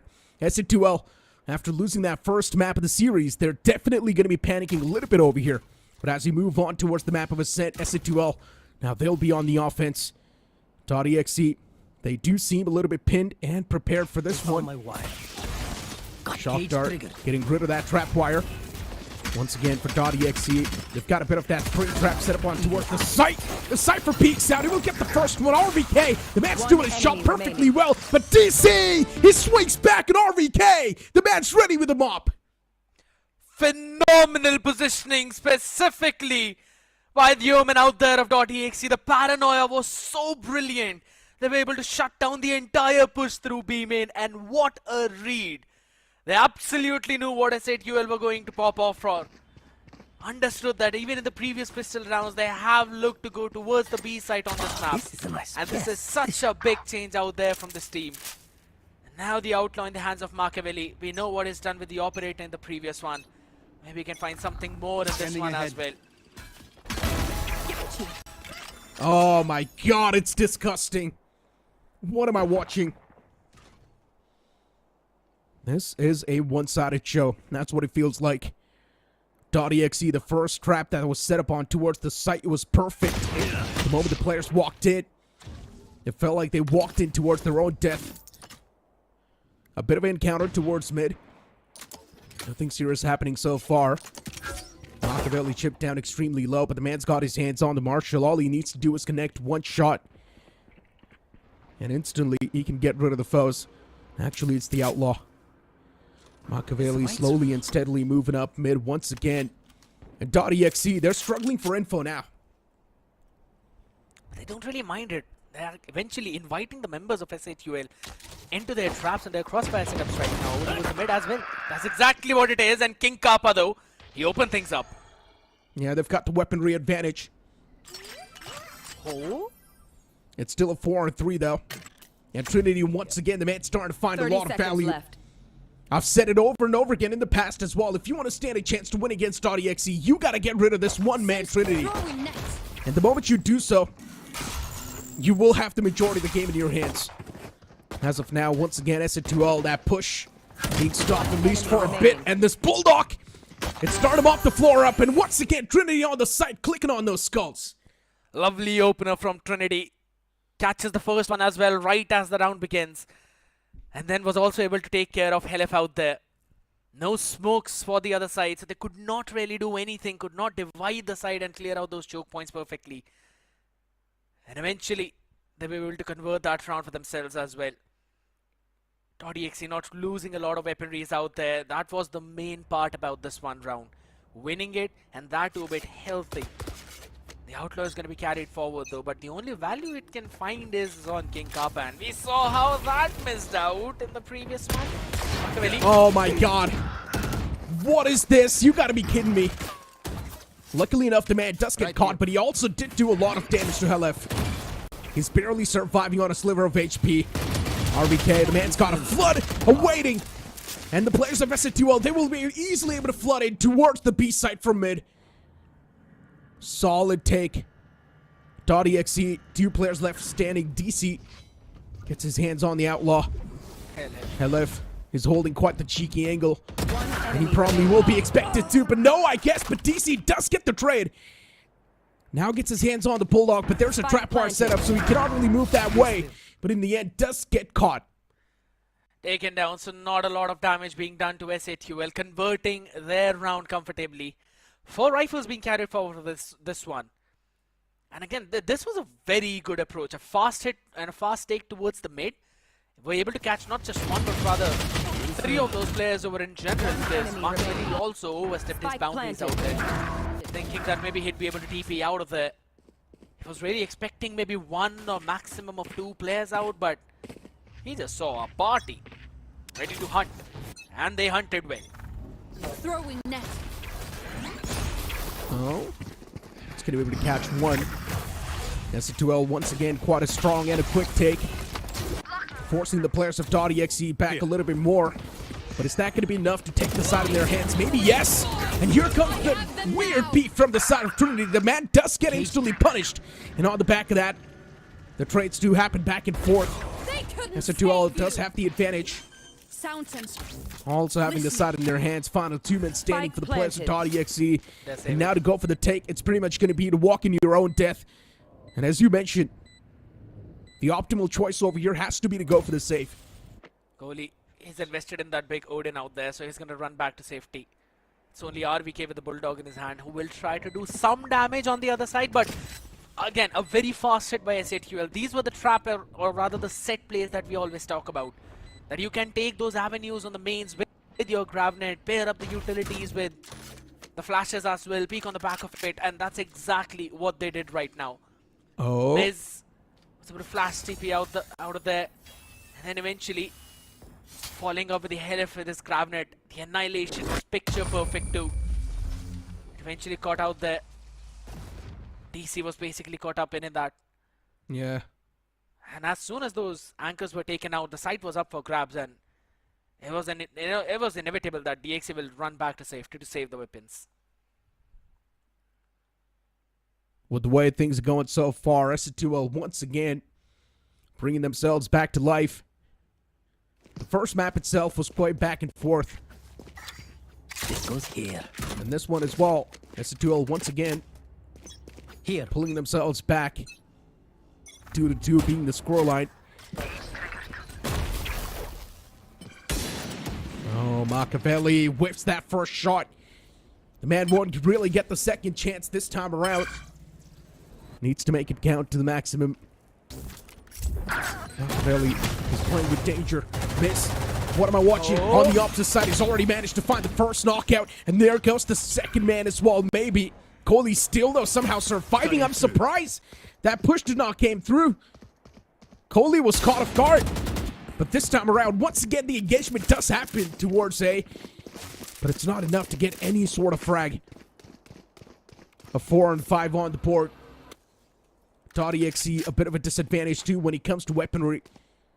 While you speak of S2L, they're looking extremely strong. They've already managed to find a bit of that crack in the defense of .exe, and Machiavelli is constantly whipping those shots.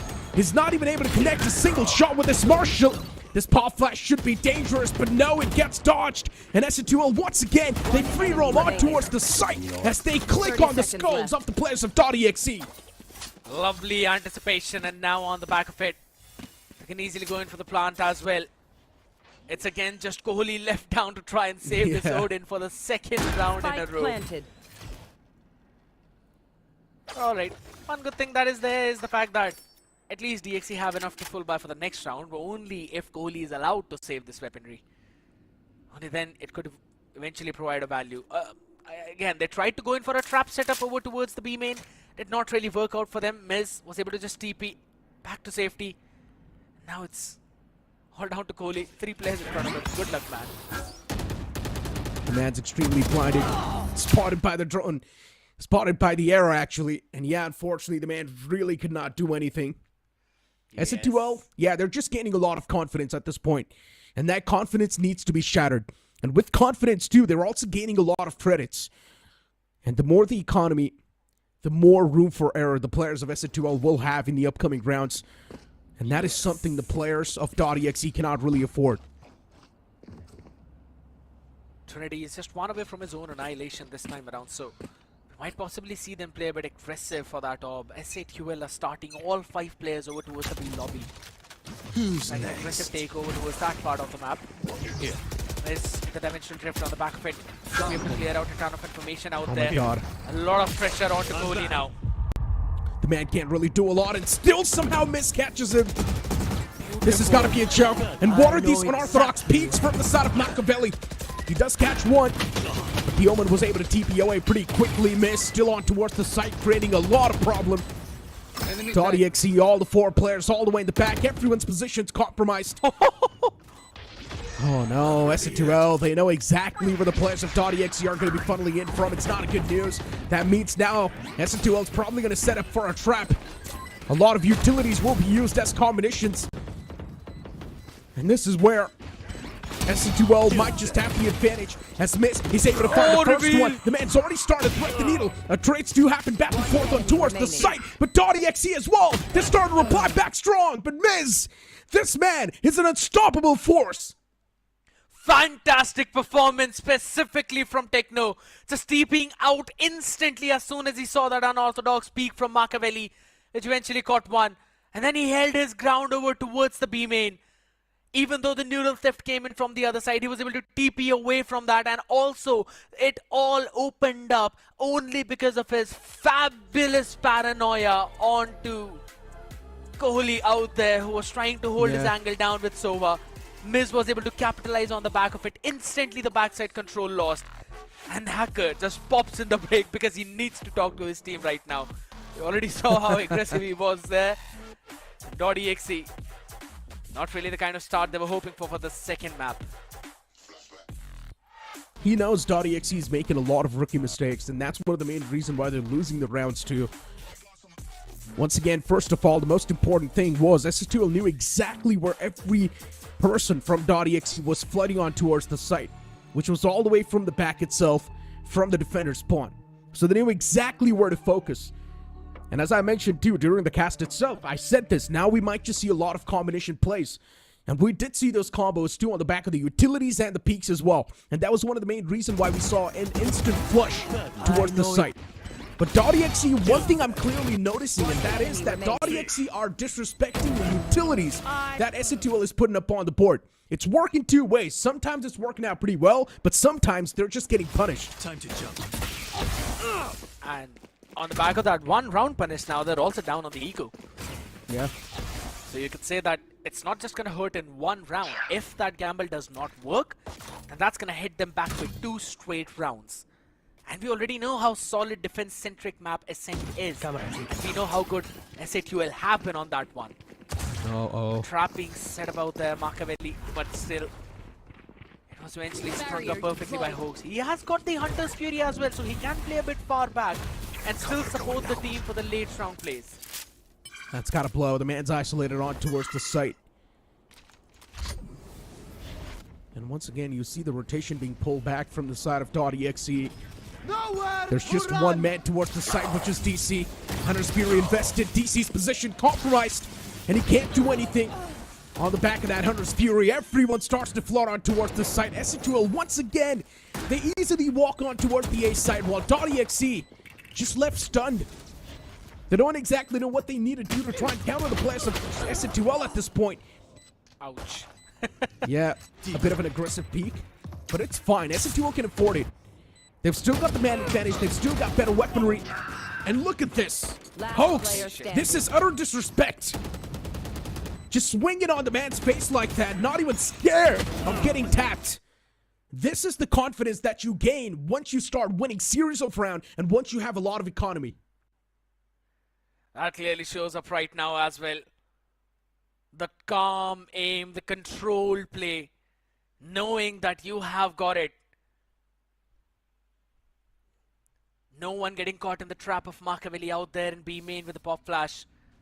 And then Hoax opening things up. DC has been caught on that very same angle of generator. Not once, but twice now with 2 different ultimates. First time was Helef, all the way back in round number 4. And now, in this round 8, it was the Hunter's Fury. It's been having certain problems out there, but there's the absurd TP of Techno. All the way out in spawn. Look at that smoke. He's gonna get more than one out from here. Solid stuff. At this point for .exe, Cage triggered. their goal is to win a round, not just do damage.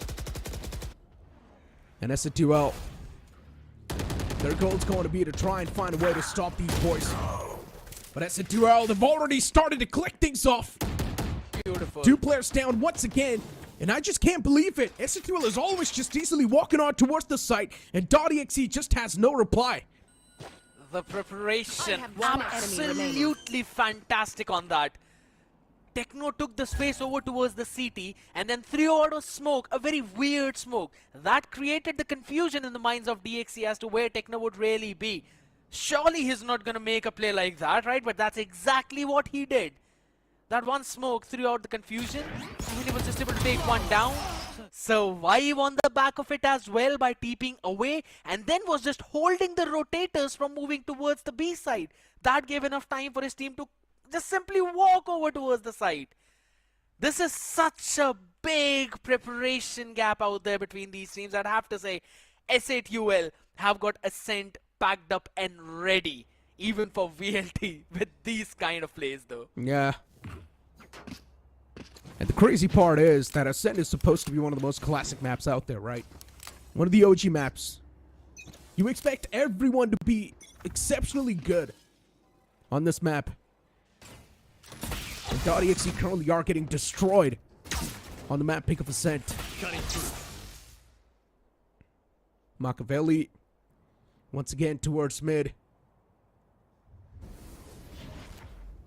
Just waiting for someone to walk in, but once again, RS2L, this time it's quite a calm and clean approach, and Techno lines them both up. .exe sets it back in. Man advantage instantly back in the hands of S2L. Oh man. This is rough. Four players standing. You know, Shadow was asking me this question as to who do you think is actually going to take this one map, and I was like, with the way how S2L have prepped normally on Ascent and the fast result, it surely seems S2L. Yeah. Goalie. Oh, on towards the site. What am I watching? .exe, they just stand no chance. Once again, it's the flood. Over there. And no matter what .exe is trying to do, it's just not enough. Machiavelli, the last man in the crosshairs, placed to perfection. And that's going to be it once again. .exe, what am I watching? Single-handedly getting mowed down. And look at Helef. Now his face seems like he's not even interested in playing the match anymore. That's actually been his face all the way from first map, I'll have to say. Well, he's either looking like, I mean, what's happening here? Or he's looking like, what's happening here? Or maybe he's just like, you know what? I've had too much. I just don't want to play anymore. Send me home. Probably not really liking the Gurgaons air out here, I believe. Yeah. I mean, at the end of the day, the man's in the middle of the mall just playing a video game. Now that you mention it. Maybe he just wants to go on a shopping spree. What do you think? I absolutely think, though, because I can see quite a lot of coffee shops out there behind him as well, and I would be so damn hungry. Of course. But I mean, that is supposed to be my dialogue, but fine, you can take it. I know that I'm not really far behind in terms of that, though. But here's the thing. .exe are also going to be hungry for the next few rounds now, because this is just the first half, Necro, and we've only played 9 rounds, and .exe have used both of their timeouts. So they will not have anything for the next half. So it's now or never. They need to bring themselves back in this one. 8-4 is the bare minimum that I'm probably thinking they should be able to achieve, but... Oh, this was disgusting. It was disgusting. 1 bullet and 2 skulls. No escape. I mean, at this point, I don't even see how that physics was working, because the player behind him was a bit more over towards the left, and it was a collapse. I don't know if how could bullet actually swing like that. Down A. Seems like we're watching Wanted all along. Yeah, exactly. You know that movie where the bullets curve. I know, right? Yeah, maybe have the same idea. But you know what? S2L, though, this time around, since they've got a massive advantage, now they can keep on punishing the players of .exe. Go for the unorthodox plays. And that's why Techno gets caught. Because of these unorthodox plays. S2L, they're down to just a 2-man squad. And now these 2 players, they need to do a lot. Man advantage currently in the hands of .exe, but still three guns are in the hand. Even if S2L does end up losing this round, and if they just manage to take away 2 more guns, it is still a pretty good round in the books, since they will be keeping their economy humble. Miz is not able to catch anyone, though, and that's a bit of a problem. .exe, solid stuff. Finally, a round gain. That should be a bit of a sigh of relief. King Kappa's gonna be thinking out there, what the heck actually hit him? Just a random stray bullet from DC, hitting his skull all the way towards the smoke. And that too when Miz was eventually trying to clear a lot of space out there with the Dimensional Drift. I was about to mention that he's got full utility, so this still could be a very much doable round, as the imports, they have been performing for this team on multiple fronts, being the top 2 out there, the pillars who are leading the team in terms of the frags, while the rest of the players as well, they are stepping up slowly and steadily. I'm done with crucial round out here for .exe. The triple push out of mid, poked out picture perfect for them, and now stand at least at a fighting distance, but the economic damage tracks. Once again, a lot of utilities invested towards the stake. And pretty much the same idea this time around as well. They just want to flood in. Oh, the Annihilation utilized too. You can't do anything once you get caught. .exe, they're trying their best to stop this flood. They're using every single thing possible, but it's not enough. SR2L once again with the man advantage, and they've just got so much confidence. Power drone utilized, but it's not going to spot Techno at all. The man's safe enough. Trinity trying to walk in towards the side itself, but the man's catching a lot of hurt, and eventually will be taken down as well. One last man standing in a 1-on-3 scenario. Coley, beautiful shot, but gets spotted by that recon dart. 66 HP in the hands. He's got a recon dart of his own. That scan might just be a bit helpful, but it does not land on the space. It was supposed to. And in the end, once again, it will be SR2L to come out on top. The series of round, SR2L is winning. It's really putting the players of .exe on that pressure point, which is not a great thing at all. And if you think about .exe, yeah, and once again, right, if you think about .exe and their performance curve, in Split 1, Split 2 was not that great. But in Split 3, man, that curve skyrocketed. They've been doing a phenomenal job out there, though. I'd still have to say, I reckon that in Split 1, when they were playing under the Bauji, that was still their best performance out of all of 3 splits, because they came third. But that still doesn't deter from the fact that this is their greatest performance yet. Yeah. Out in the VCSA circuit of 2025, being in the top 3, absolutely flawless though. But this from King Kappa is the reason why SR2L have been on top. I mean, in general, right, the biggest surprise over here has to be Revenant XSpark getting eliminated from this tournament. Because, honestly, at least we all expected Revenant XSpark to be there in the finals. True. But them getting eliminated in the early stages of the Ascension Qualifiers, it's definitely a major surprise. And that too by the hands of .exe. Now that just makes it even more special. Revealing at this point, that's a 2L. What SR2L doing is so classic. It's so textbook. All the players lining up on towards main, utilizing their utilities, utilizing the smokes properly, and directly just flooding on towards the site. That's all they're doing. And somehow it's been working out flawlessly. SR2L is always able to get those sites in their hands. The discipline is picture perfect from them. Not really jumping in smokes individually out there, still making sure that they're always there. A big tag out here, and Hoax is just gonna shut them all down.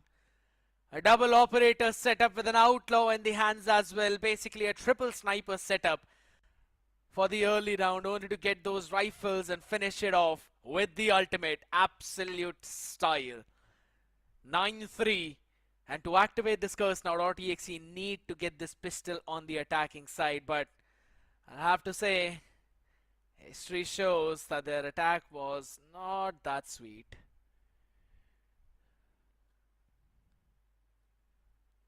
At the end of the day, though, we have been seeing a lot of improvements, so maybe we'll see that improvement on the fly.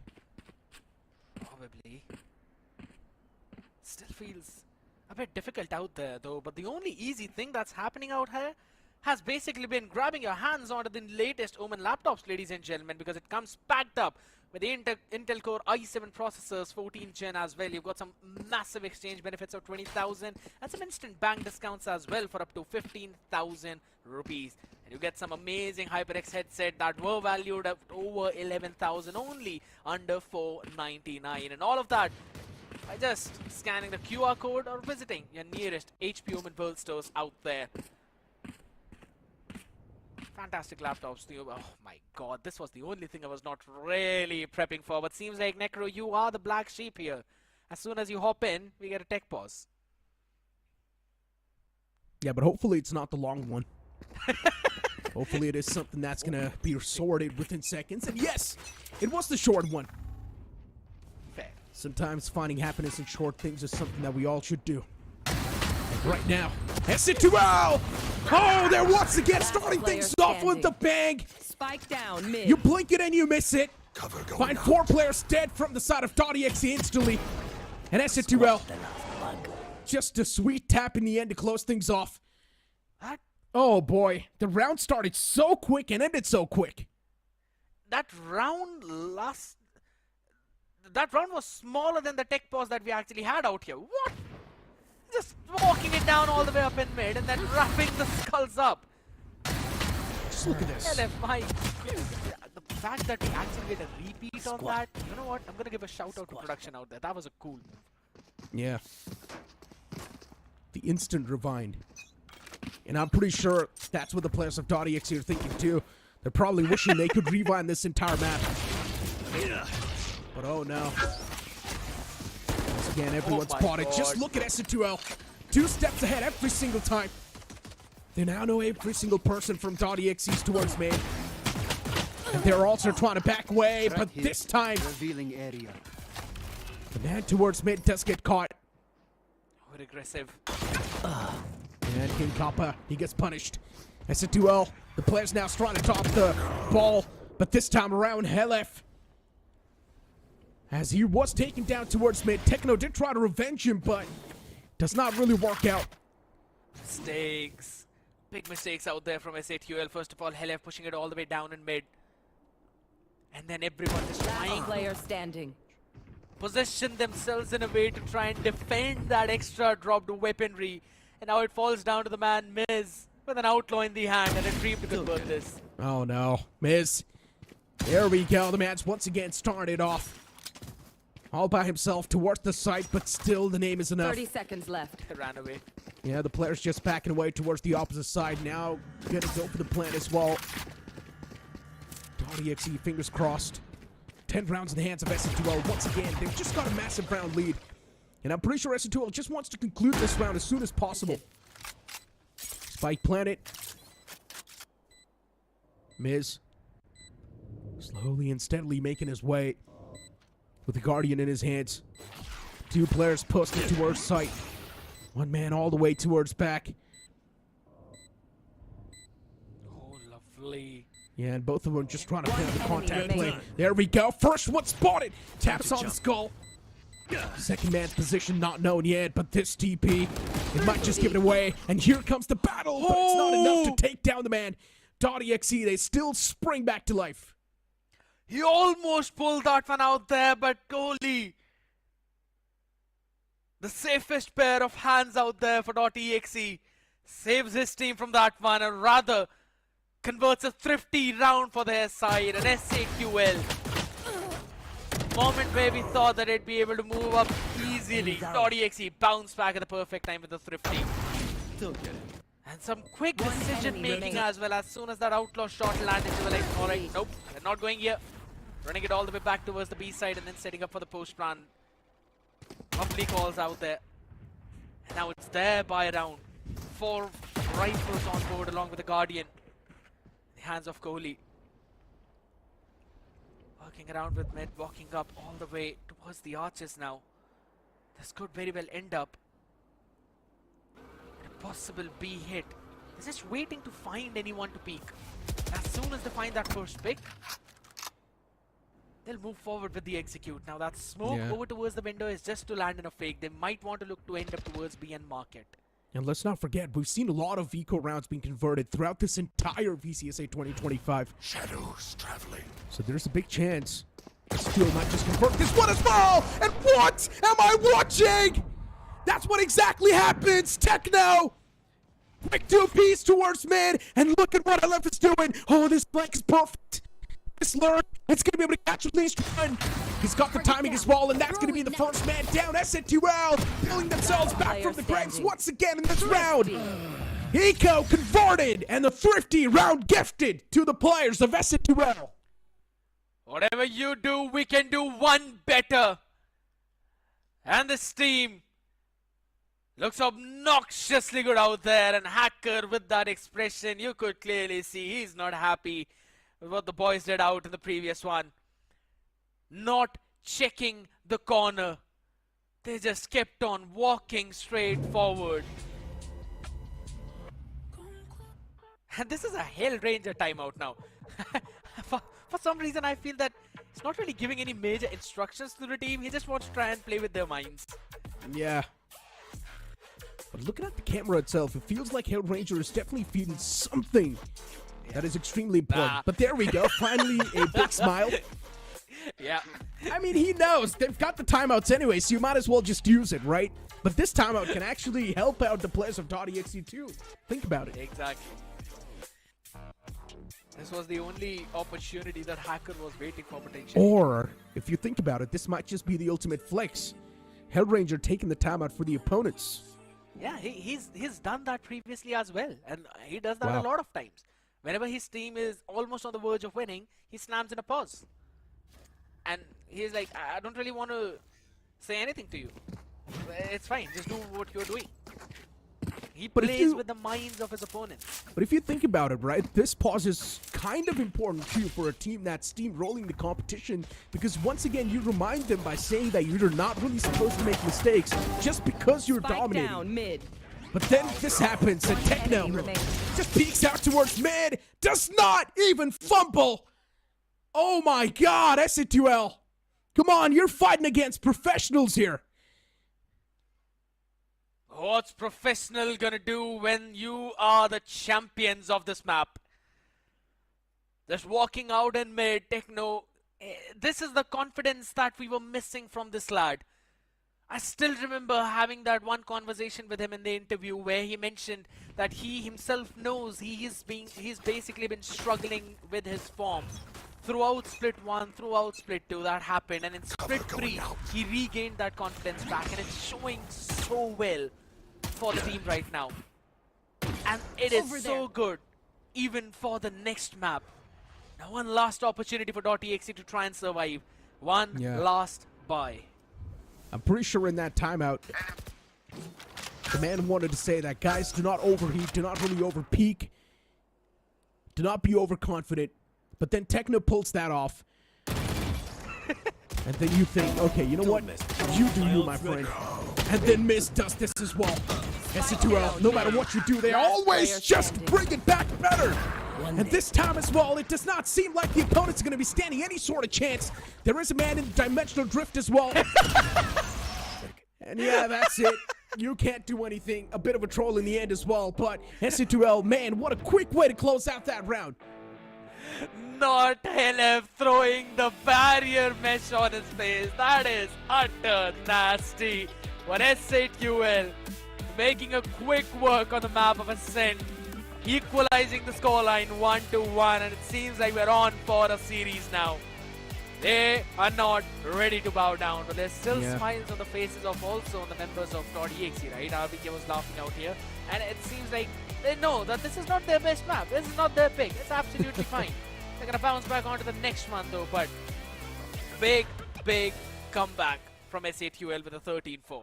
Yeah, but once again, even if it is not really your best map, how do you get stomped in such a way? We're still speaking of Ascent over here, my friend, and Ascent is supposed to be one of the OG maps out there. Everyone is supposed to be insanely good on that map, but then you get stomped in such a way on the map of Ascent, and now you're thinking, what exactly happened on the map of Split then? How did SC2L lose on Split against .exe?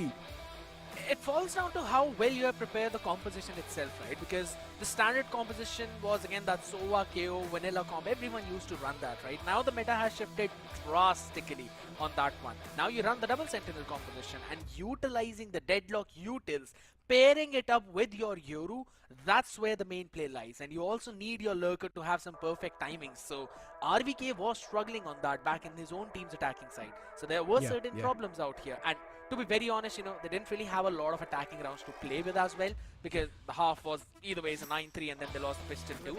But I mean, to be honest, I'm absolutely fine with this one, because this is what we expected, and this basically makes sure that we will at least move to map 4 of game. Look, the first half was fine, right? But the second half, it was even more disgusting from SC2L. And generally speaking, yeah, let's speak a little bit more about the first half itself. With the way things really happened, and how was SC2L just able to walk in towards the site with just a normal textbook play. All the players were gathering towards main, and then they were just using the basic smokes and utilities to flood inside of the site. And somehow they were always getting that side in their hands. Yeah, because they always had one or the other layering behind that. It would either be Miz running it all the way down, clearing those choke points and sparing the paranoias of Techno, or maybe it would be Techno with from the shadows plays over towards the fountain, ready to just catch 1 or 2 players out there. King Kappa was so vigilant understanding what he needs to do when his team was making noise on one part of the map. That's when he would jump in and try to take the space on the other side. Every single person doing their job, and this is just a very, resurging SATUL that we are seeing. Yeah, they fell down first, but now they're bounced back even stronger. 18 kills from the side of Miz himself. Of course, the man was popping off on a different level with the ACS of 282 and 3 first bloods on the man's hand, with the headshot percentage of 38.9. Solid stats from the side of Miz. But let's not forget, from the side of SATUL, it was a well-knit team effort. Everyone was popping off on a different level, and that was one of the main reasons why .exe were just not really able to match up to that caliber. If you look at these stats as well, yes, SATUL, they're just dominating on every single front. One of the big changes out here is the fact in terms of those first kills. .exe had extra bit of first kills out there on the map of Split. Now you asked for the reason as to what happened to SATUL on that map. I think so this is also one of the big reasons. Those early duels, the opening frags. Last time it was .exe who were having that advantage there, if I'm not wrong, 14 out of all the that there were. While SATUL this time around just absolutely destroying them. Shows you how strong they're on this one, and look at that. 4 out of the 5 players having an ACS of over 212. It's a well-knit team effort that they work with. And you know what? I'm just going to say it. Finally, Helif was able to hit someone with his annihilation as well. But generally speaking, right, after losing a map like that, it is definitely supposed to fiddle with your mentality a little bit. And I hope it's not really going to be making sure that the opponents, which is .exe, their mentality is not going to be suffering with this. But for now, let's move on towards the arena itself, towards the host. Joining me right now for a very special interview is one of the faces of SATUL, Rebel. Rebel, how are you doing? Oh, bro, I'm absolutely fine. By this experience is super duper good, bro. मेरे भाई fine क्या होता है? दिल्ली में हो रहा है event. भाई दिल्ली में है तो जरूर अपने टीम को सपोर्ट करने आएंगे ना, तो that's why I came to support and मजा आ रहा है मैच देखने में. And this is the first time SATUL की जो जर्सी है Valorant के स्टेज पे पहुंची है. So how is that feeling for you? भाई obviously that feeling is really awesome भाई, and बहुत proud feel हो रहा है. And Pings हो गया, Sid भाई, Thug, Model, everyone just believed in them and they are here to shine and we are here to support them. Here to support, but I know कि you come from a PC gaming background, लेकिन आपने सारे peripherals का एक चक्कर काटा. Finally here एक बार फिर से PC gaming arena, Valorant. It's one of the games that you love. Yes, I love वो थोड़ा सा bait करता हूँ, बस वही चलता है. बाकी तो I love Valorant and SATUL OP, let's go! SATUL OP, ये तो I think chat में भी चलोगे. Do you have a message for someone special that's watching? Yeah, someone special के लिए मेरे पास है. Sid stream कर रहा है. Sid भाई, आपके लिए pookie heart. All right, ladies and gentlemen, that is Rebel. He's here to support SATUL. अगर आप लोग दिल्ली NCR में हो, RD Mall, Sector 52, Gurgaon is where we are at. Do make sure to drop by and say hi. But for now, we're going to take a very short break. After that is Icebox. Watch this.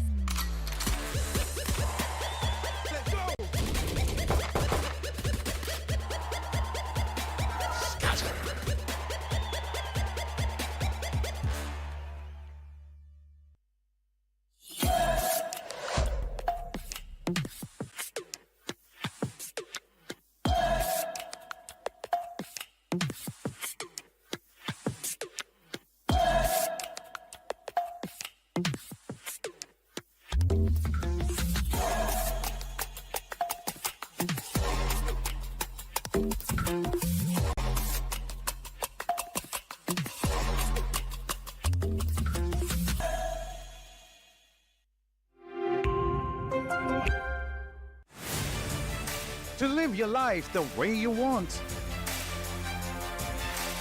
Compete like the toughest challenger. Dance like there's no tomorrow. Celebrate every second you are alive. Life has no rule books, but we can give you a stage.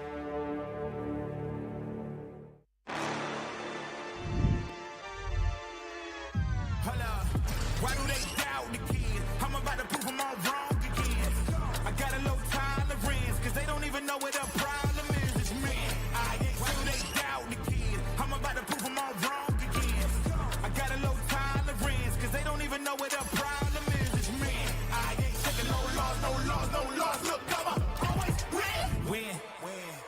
do it again. Watch me win, then watch me do it again. I'ma always win. Watch this. Let's go.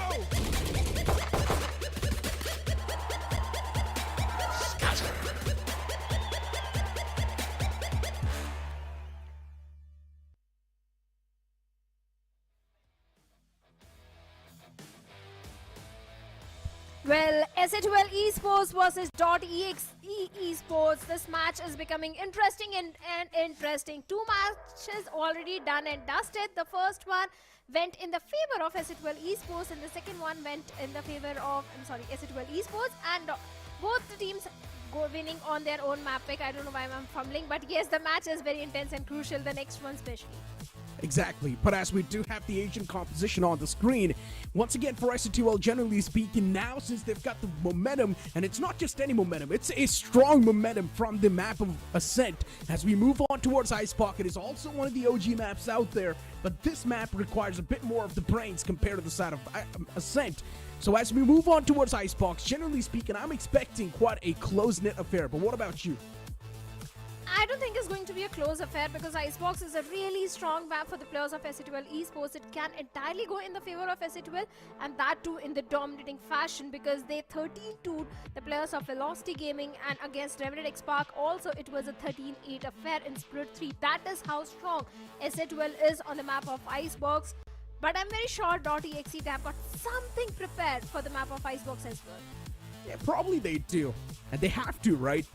SA12, yeah, as I mentioned, they've got the momentum over here. All eyes are going to be on .exe. And if they somehow do drop this map as well in a complete one-sided manner, then for SA12, I feel like the victory is inevitable. But if .exe does want to stand a chance to win the series, this map of Icebox is crucial. It's extremely important. And once again, my mind just keeps on going back to that map of Ascent, and it's just hard for me to accept the way .exe lost that. And now just look at the players of SA12, straight up disrespecting them, moving up close and personal in such a manner that .exe is not able to comprehend. There is DC in the front, and DC is taken down extremely low. SA12 once again walking in towards the B site. They've got the side in their hands too. No one's going to be able to stop these players. Easily getting the site control. Final 3-man standing even for the side of .exe. And what can you do? But a great shot from Trinity. Shuts down King Kappa. Trinity backs away all the way towards mid. And now he's going to be joining the rest of his teammates too. SA12, they've got the man advantage though at the end of the day. And that's something that matters the most. But Trinity, he's a deadly man. And he can make a lot of wonders happen. Cleaning the floor up slowly and steadily, but SA12, they reply back once again. Man advantage in their hands, and now they can go for a double peek in the end. It has to be a combo peek, but it does not matter. The recon dart wasn't destroyed in time. Most certainly, the first pistol round goes in the favor of SA12 Esports. This time they went for an aggressive approach towards the B side and directly going for the yellow control. The man who shines the most in those rounds, the pistol rounds out of here, was the first one to be taken down from the side of .exe. And after that, it was an easy job to take the yellow control and go for the plant. Towards the end also, it was a 2v1 affair, only the single player from the side of .exe. And like you said, the recon was right there to give all the information. Because of the weaponry advantage, should be a second one for SA12 now. Should be. Recon once again used. SA12 slowly and steadily starting to flood in once again. B-site's completely open. And .exe, they themselves know they don't really stand a chance to win this round, but maybe they can do some damage. But once again, for .exe, to win any sort of duels, they need to play together. And that's the only way they can make anything happen. The wiper wall once again goes up. SA12. They've just got the players completely locked down. And .exe just can't do anything. But look at this man. King Kappa spots two, takes down one. But it is still fine. S2L, they instantly spring back as they take down 2 in return. But RVK, what a shot that was. Techno flanks from the back, and that's going to be the final man shut down as well. S2L, second round converted with ease.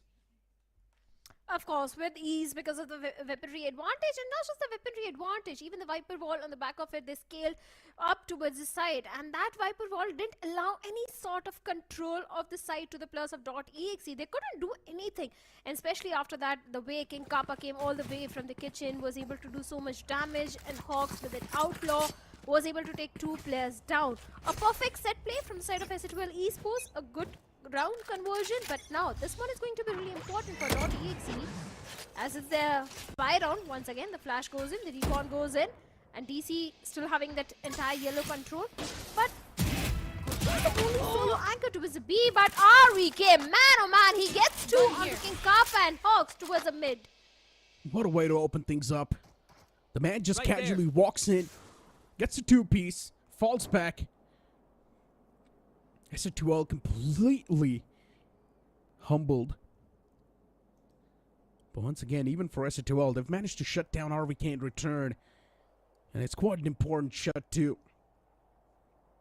But .exe well aware that there's a chance someone might just push up tubes. And that's why the players, once again, be re-clearing that kitchen vicinity. Machiavelli trying to clear the tube as well, but no, Techno looks away at the wrong time. But still, S2L, they do get their grip on towards the side itself. A great pick coming in from LF. Shuts down Coley. Miz. Once again, staying all the way towards the side for Trinity. He is the danger man, the main playmaker for the team. And Miz, he once again strikes down another man. LF as well on that contact. Takes down Trinity. DC, the last man standing, put in a 1-on-2 scenario. And .exe with a man deficit, they can't do anything in this one. And LF, in the end, he will nail down the last player too. S2L winning back-to-back rounds once again. Bonus has been converted by the players of Ascent Esports. Is not looking good for .exe at all, and that too on their own map pick. The moment the players of .exe went for the Icebox pick, I really thought they've got something prepared on this map to counter the players of Ascent Esports, who have been looking very strong on Icebox. But seems like that's not the case, especially at the start of the round, the way RVK was able to do so much damage towards the side of Ascent Esports, taking on not just 1 but 2 players, maintaining that entire tubes and mid control. But after that, even he was also shut. And the entire side control win the event in the favor of Ascent Esports. A tech pause is there, and soon all the technical issues will be resolved. But once again, .exe are now back onto the eco round, Necro. They indeed will be. .exe, one thing is for sure, they now need to think through every decision they make. Because S2L, they started the round off in quite a bad note.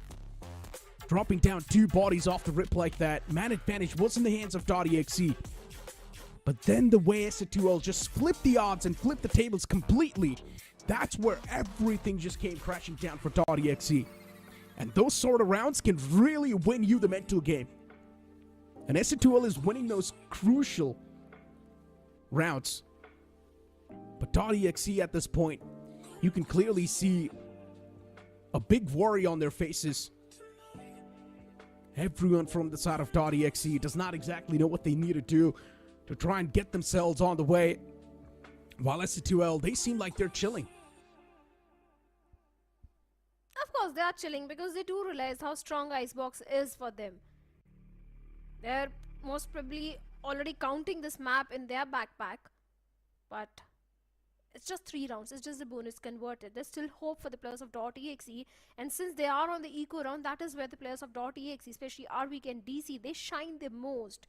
And if again RVK and DC get something in this round, get those opening frags onto the players of Ascent Esports, they can still go for a thrifty or an eco conversion. No major ultimate to the side of .exe, but the Hunter's Fury of LF is just 1 point away. Even the Thrash is just 1 point away. The entire ultimate progression is looking promising for Ascent Esports. Once again, might be going for a B hit, but this time it is a double stacked up. Yeah. side. And look at RVK's setup. That alarm bot is placed onto such an aggressive angle. Seems Here. like DC really wants to play on the contact of that alarm bot. Yeah, all of that is fine, but look at Trinity. The man's so deep, but that Dizzy is going to give his position away. Where can you go? Trinity will be shut down eventually. S2L once again starting things off with the advantage. And if you're .exe, you cannot keep on making those mistakes. DC, does he have a chance to catch LF? Maybe, yes he does. But does DC know that there's LF on the right? That's the main question. He will be able to catch the first one, but he whiffs all those shots on the second. And LF will shut him down eventually. Once again, the B side back in the hands of S2L, and somehow they once again start to flood in. This was a problem even in the map of Ascent. This is a problem even right now. What are you supposed to do if you're .exe to try and stop this flood? S2L just casually walks in every single time towards the site, winning every single duel. And look at Helif now. Even he's starting to pop off. He's getting a lot of kills on the board. He's keeping his team on the pedestal, on the advantage. RVK, you need to snip that flank from mid. Position compromised, taken down to 57 HP. Man's handicapped. He can't do a lot. He does have the utilities too, but what are you supposed to do when you're just a KJ? It's going to be tough. King Kappa from the back will stab him in the end. Should be a done so, but no RVK. Dodging all the bullets, but in the end does get caught. Yeah, a good round conversion once again from the side of S2L Esports. This was the eco round for the players of .exe, and seems like they were not even able to do much eco damage to the side of S2L Esports. A win-win situation for S2L. I'll take it. And B side has always been the strongest side for the players of S2L Esports. That is where they shine the most in the post plant. Initially they tried to go for the A execute, but after that they were forced to pivot towards the B side. And B execute has always been really strong. Two ultimates already towards the side of S2L Esports. The only win condition for .exe is the operator in the hands of Trinity and the Hunter's Fury towards Kohli for the post plant. Yeah, but can the Hunter's Fury really be a win condition? That's my question. Maybe the operator can be, since it's being held by Trinity. And I always love Trinity. No matter what sort of weapon the man is on, he's being so consistent. A consistent performer. Once again, S2L just walking in casually towards the site, but this time they might be stopped. And here comes Techno shutting down two players. Kohli as well with that Hunter's Fury. Takes down the man towards the side, and what a disgusting flick that was. DC. A quick tap and a dirt nap. Two men standing for S2L, but once again, they've got the site control. And if you're .exe, it is not something you're supposed to give to a team like .exe. S2L, we know the moment they get the site control, the moment they get the spike planted, there's a big chance they will be the one to come out on top as well and win the round. And that's what has happened. If you're .exe, you should have denied that take. Good recon dart, giving the position away. LF wants to reposition himself, but the man gets taken down to just 79 HP. And DC, he's starting to pop off on a different level. Operator in the front, the man pulls out the classic, but LF, his aim's looking sharp. And once again, the guy saves the round for the players of S2L Esports. It came so close down to the last 1v1. It was the operator in the hands of the opponent, and that is where Helef shined and got the round for the players of S2L Esports. But let's be honest, Necro, A side is where S2L struggles a bit. And I agree with what you said. If .exe allows S2L Esports to go for the post plan, chances of S2L Esports converting the round are very high. They have to focus on denying the entire site control to the players of S2L Esports. That's the only possible way for .exe to convert the round in their favor. And right now, they need to find a way to break the momentum, because once again, .exe, I'm sure they don't have enough creds to go for a full buy. For .exe, yeah, they're having a lot of talks amongst themselves, but looking at their faces, they seem disappointed in themselves, which is not a good mentality to have. I understand .exe is definitely choking quite the crucial rounds, but at least as of now, .exe is supposed to keep their heads high and think of what they exactly need to do to try and overcome the upcoming scenarios. One thing is for sure, .exe's mentality has been taken down by a margin by the players of SN2L. Specifically on the map of Ascent, everything just came crashing down for .exe with the way they lost that in a completely one-sided manner. And now if you look at SN2L, once again, they've got a massive win condition, and that is going to be that threat. Standing ahead. The moment it's being utilized, everyone from .exe needs to respect that and back away. But I highly doubt it will be utilized as well, since we know .exe is on an eco. And all the players of SN2L need to do is just win the duels. Trinity popping that Blade Storm. This first engagement is going to be extremely important. But what? Trinity! 2 quick taps on the skull, and the man is unstoppable! Once again, consistently performing, and this is why I say Trinity has always been the main playmaker. You shut down Trinity, you win half the battle. But in this round, the man was a complete different beast. And luckily enough for .exe, they managed to retrieve 1 weapon. And what a thrifty round that was, just because of this one-man Trinity. Totally, he was the MVP of the previous round. The way this guy with the Blaze Storm was able to convert the 3K, 50% of the job, more than 50% of the job was already done by a single lad Trinity. And the fact that players of SN2L Esports were aware that Trinity is onto the Blaze Storm, they just came right in front of him. And now there are 2 major win conditions for the players of .exe to go for the second one. One is the lockdown and the second is the Viper Spit. They can use the Viper Spit toward the B side and force the players of SN2L to go either for the mid control or for the direct side hit towards the A. Here. But let's see if they're really going to use that Viper Spit, because the players of SN2L are slowly scaling up towards the B side at the back of the Viper Ball. The Snake Bite to delay few things. A very slow approach this time for SN2L. But the thing is, they do have their own Viper Spit to play for the post plan. Exactly. That was the point I was about to make. Yes, maybe .exe does have 2 ults, but the same thing is in the bank of SN2L too. .exe this time around, we're seeing a bit of that resistance, which is a great thing. But still the spike gets planted, which is not a good thing at all. And look at King Kappa, but no, he gets denied. That could have been the power position. Hoax. Oh, the man's pulling up quite deep, but this time Hoax, he pulls up a crucial value, but that's not going to be enough, because RVK, what a play that was. Finally, .exe has found a way to deal with the players of SN2L Esports. They have found a way to break the strats of SN2L Esports and get few rounds converted in their favor. 1 more round goes in their favor, a much needed round in fact. And the entire ultimate progression is also looking really promising for the players of SN2L Esports. They've got 4 ultimates online. I don't know how exactly the players of .exe are going to counter each ultimate, because all they have got is just a single out of my way. Operator in the hands of Trinity. This guy can once again be the playmaker, but first he has to shut down Miz, who is onto the Blaze Storm. But once again, I highly doubt SN2L is going to be investing every single piece of ults in this round. Oh no, Miz. He's down to his last blade. That last blade needs to find the connection if the man does want to continue utilizing it. Good lockdown. It's going to force every single person from the side of .exe to fall back. And that's what happens. And SN2L, they've always wanted the site control. That's it. And they've got the site control this time around, investing that Viper Spit too. As I mentioned, I highly doubt SN2L is going to be investing every single piece of vault. They've still got the Thrash available. But if they do use it in this round, that means SN2L will be struggling in the upcoming rounds to get them back in their hands. And Thrash being utilized too by them.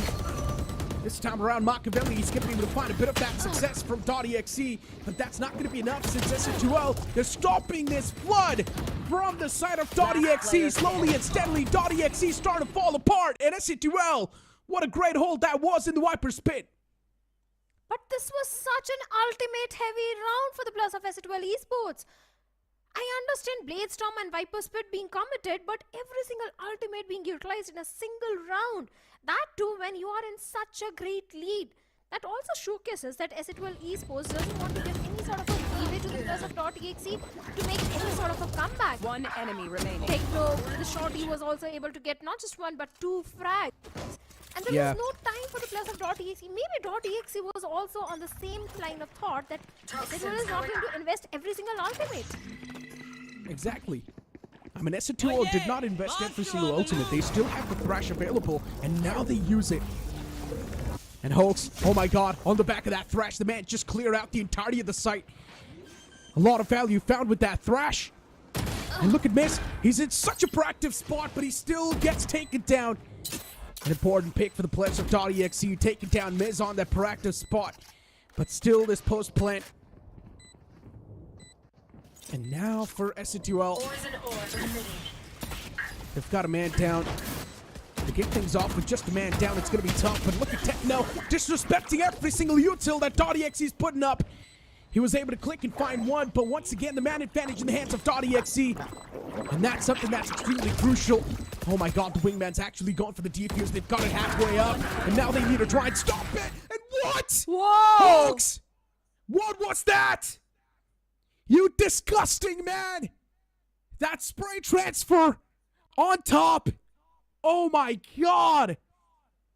And just look at the man's face as well from .exe. He knows these are some of the rounds that they're not supposed to lose, but just because of a man's heroics, they're losing these rounds.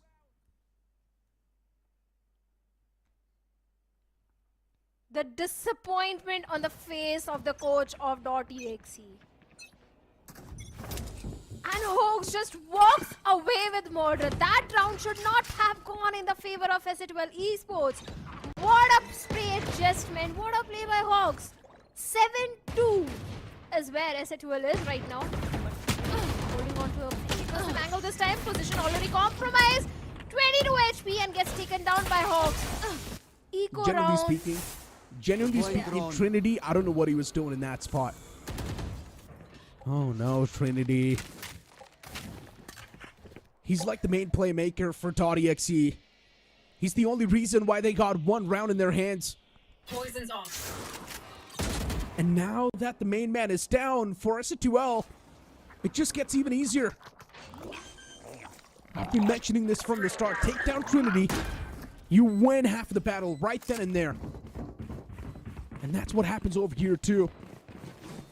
RVK and the boys once again pushing in tandem together. And SCTUL, just look at this post plant setup. Everyone might be thinking that the players of SCTUL are probably towards the site or maybe towards the main playing the post plant, but no, instead, they're playing it all the way towards kitchen. And now .exe realizes what's going on. SCTUL just better, proactive, thinking on the fly and making it work pretty well too. No matter what the boys of .exe try to bring on the board now, it's not going to work out that well. And oh, the salt on top of the wound as well in the end. The man wanted to knife him. These micro adjustments from the side of Ascent Esports are something which the players of .exe are not able to read. Every single time Ascent Esports was going for the same plant spot towards the B side, and this time they went for the kitchen plant towards the kitchen, and they were playing from the kitchen for the post plant. .exe didn't anticipate that at all. And now Lockdown is still there towards the side of .exe, but the mindset in which they are, can they really convert the round? Can they really think in the approach of Ascent to counter that? I don't know, man. Hawks has got the trash available, the poison cloud is there, and this time maybe Ascent would go for the kitchen control once again, King Kappa. I mentioned this a while ago too. The mindset that the players of .exe have. It's clearly visible just from their faces too. And their faces say that they're disappointed in themselves with the way they're losing some of these rounds. I understand they're probably blaming themselves for everything that's happening, but right now is not the time, my friends. You need to keep your heads clear. And Trinity, what a way to open the fray up. RVK's position compromised. The man's easily going to be able to back away as well. But Helif, since he's taken down, and Trinity once again is starting to pop off. This is quite important. Trinity, 3K. A man single-handedly converting the round. Oh my god, on the verge of popping up and getting the ace as well. But in the end, does get taken down, but it does not matter. Trinity He is your win condition. He's carrying the players of .exe on his back. If Trinity was not there, .exe would have been done a long time ago. Totally agreed to that. This is a second round coming on the heroics of Trinity himself. .exe, you can't just rely on a single lad to get you a win on the map. He can get you only a few extra rounds. That is it. 2 rounds because of Trinity, 1 round because of RVK's heroics. And that's it. And already a timeout is coming from the side of Ascent Esports. I don't know if really the players of .exe can go for the 4th one. 8-4 is the best possible swap for the players of .exe, but seems like the players of Ascent Esports wants a 9-3 swap. A very dominating victory. They want to replicate what really happened in the map of Ascent in Icebox as well. Yeah, and it seems like it's not too far away either, right? There's a big chance it might be replicated. 8-3, the scoreline, S2L. Yeah, they lost the previous round, but it's because of that one-man Trinity. And I'm pretty sure at this point as well, S2L's realized that the only way you can win the round is by shutting down Trinity. Because of Trinity, now they've managed to win 2 rounds and 1 because of RVK. Don't get me wrong, RVK has been extremely consistent, but .exe is only able to win the rounds if they are getting any sort of heroic plays. It does not matter if you're consistent on the fragging department. For .exe, what matters is you popping off on a completely different level and single-handedly giving them the round, which is not a good thing to have. It is a team game at the end of the day. Oh, the Thrash bots the player. And maybe not. Oh my god, for Trinity, he still pops off and gets the first man down. What am I watching? Trinity and .exe, they pull themselves back. But Hoax, this one man shuts down 2. He's also quite healthy. Once again, another round converted just because of this one-man Trinity. Those 2 picks that he found was crucial. But Hoax, what? Just tapping on the skulls. What am I watching? A mechanical demon. Hoax is supposed to be the big bright guy, but the man is also a mechanical demon now. Spike planted. Hoax all the way towards Snowman. Is he expected? RVK can be caught off guard with Hoax's position, but maybe Hoax can be caught off guard when RVK comes through on this spot. And Hoax, it's a one-on-one duel between them and Hoax. An ace to close things off. What a clutch that was. Hoax. If Trinity is doing good for his team, Hoax, he's an absolute monster ripping through .exe. If anyone thought the moment Hawks used that thrash that Trinity came in and got those frags, the round will go in the favor of .exe, Hawks was like, no, it's not only my ultimate, even my rifle can do the job. He stepped up majorly in that round. An ace coming in and saving the round for the players of Ascent Esports. This guy is built different. Not just on this map. If you remember on the very first map also, there were few heroics moments from the side of Hawks as well. It is an initiator. He's top fragging right now, 17 and 7 where he is. But for everyone in the audience, we have got something for you guys. That is OMEN Max 16, a new standard for gaming performance. It has got Intel Core Ultra 9 processor, 275Hz, 16 GB NVIDIA, and lot more things. All you have to do is just scan the QR code, and there are a lot of offers and deals available. Do check them out. But coming back to the game, a 9-3. Do you really think, Necro, a 9-3 curse is going to prevail this time? Because I don't think it is going to be there. It's outdated now, Shadow. Come on, just forget it.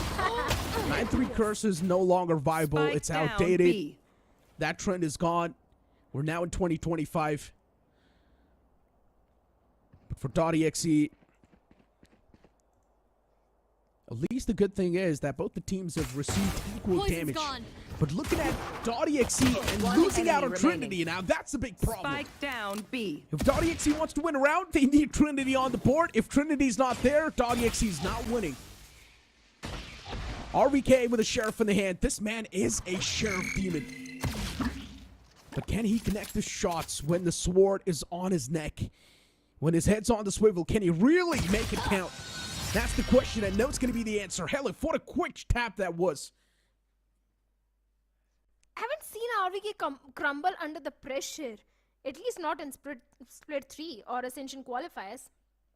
But seems like this time, even RVK is feeling the pressure. This guy is getting those numbers in terms of the kills, definitely in every single round. But those convincing round conversions, this entire team play is completely missing from the side of .exe. And this pistol round was really important for .exe if they wanted to put up a good fight against Ascent Esports in the second half. But seems like it's a done and dusted case. A 10-3 entire eco for Ascent another weaponry advantage.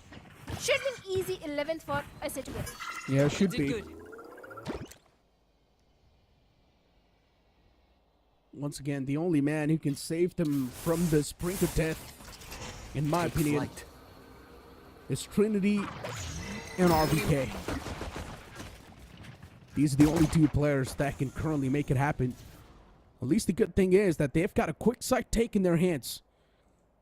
Spike, though, still not planted, which is a bit of a concern. And .exe,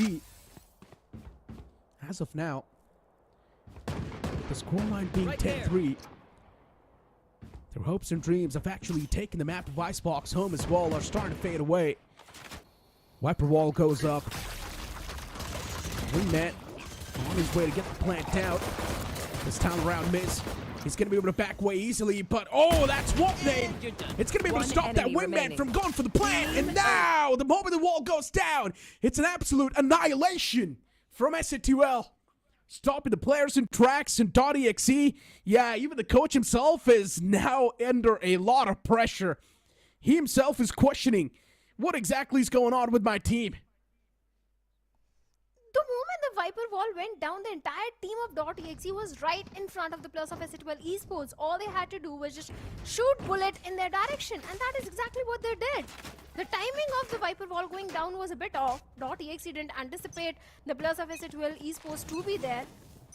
Or it's just the pressure which is making them make mistakes. Flash being exchanged. Once again, a solo anchor towards the B side, but Techno has been doing a fantastic job.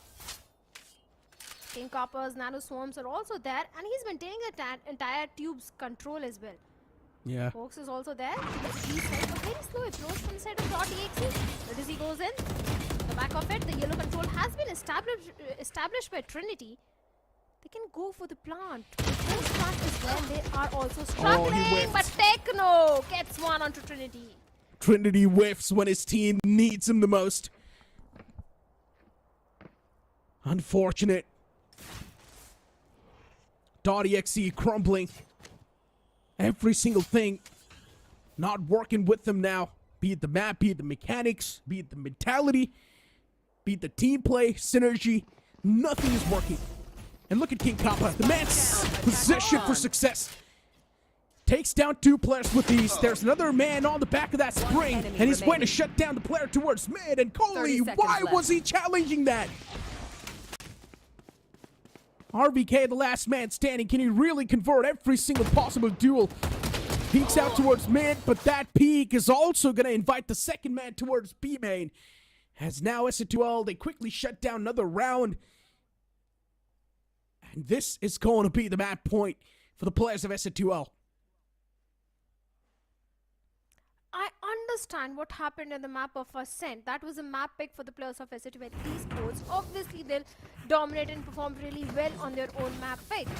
But this is the map pick for the players of .exe. Right there.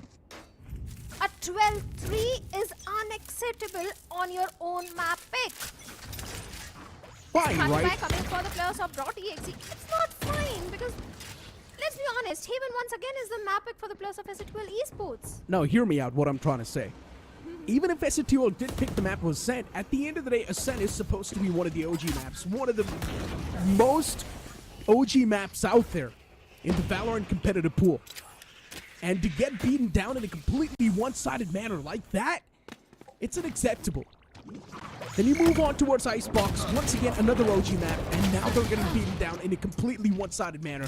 It just makes you question what is going on with .exe. But hold on to that thought though, maybe .exe can still pull themselves back. Machiavelli, this time the man's going huge. He's already found 3 pieces, and this 3K might just help him sink the round as well, but Machiavelli 4-piece on the board, but the ace will be denied by Techno. SETUL. Solid stuff. Questionable decisions made from the side of .exe, and even Machiavelli just reloading his weapon, walking out like that. Oh, man. But SETUL, what a way to close things off. You have to love the way SETUL played this. But .exe, oh, man. When you think nothing can go wrong, but then everything goes wrong. And this is what's happening to the players of .exe currently. When it rains, it pours. That's what's happening with the players of .exe. They're getting annihilated by the players of SETUL Esports on the map of Ascent, and after that on the map of Icebox also, same thing happening. Only 2 players are getting those important kills, and that is Trinity and RVK. Only 2 lads can't get you a victory, not a map victory. Only few rounds they can get you. But seems like the entire mental pressure which .exe is feeling at this point is not really helping their case. But I also do understand that Necro, this is their first LAN. LAN jitters are also something which comes into the play, but getting thrashed by such a dominating scoreline is something even you can't say LAN jitters. It's completely not being prepared, I'll say. I mean, look, I understand, as you mentioned, right? LAN jitters, it's their first LAN, whatever. But if you look at the players, they're the experienced players. We're still talking about some of the most well-known players in the Valorant community, and it's unexpectable to actually get beaten down in a complete one-sided way like that. Yeah, I do understand Ascent was the SETUL pick, but as I mentioned a while ago too, it is one of the OG maps out there. You're not supposed to get beaten down in a completely one-sided manner like that. On Ascent, their mentality broke, and now on Icebox, SETUL just broke the players of .exe completely. I highly doubt in the upcoming round we will see any sort of comeback. I totally agree to what you said. Chances of a comeback happening are pretty slim, especially when you get thrashed on 2 back-to-back maps. It was not even the agent difference, it was a mirror comp. Maybe they could have gone for the vanilla composition on the map of Ascent also if they were not prepared, or for that age-old Sova KO composition, but it was not a composition, agent composition problem. It was the team synergy, it was the read which .exe was missing onto the players of SETUL Esports. There were no counters prepared for Techno. Every single time Techno was anchoring towards the B side, and .exe had no answer to that. They were not going for those mid exploration. If one of the 2 rounds were there, even if they went, they always got countered. And some of the rounds the man Hoax was able to win the players of SETUL was unreal. It was absolutely unreal. The way he was able to line up the players and just spray them down. Later on, we also did see Hoax just tapping on skulls, getting an ace clutch for his team to win the round as well. Those are the sort of rounds that really break you mentally. And .exe, one thing is for sure, they were broken in half in that one particular round. Hoax with 20 kills with the ACS of 323, it just shows you and tells you what sort of domination Hoax was able to bring on the board. And looking at the team performance, 13-3, 8 first kills each side, but look at the post plan. 10 times SETUL Esports was able to get the site, and they were able to convert it 9 times. So that means .exe was really struggling in those retakes. Their post plans, they were not able to get the site at all.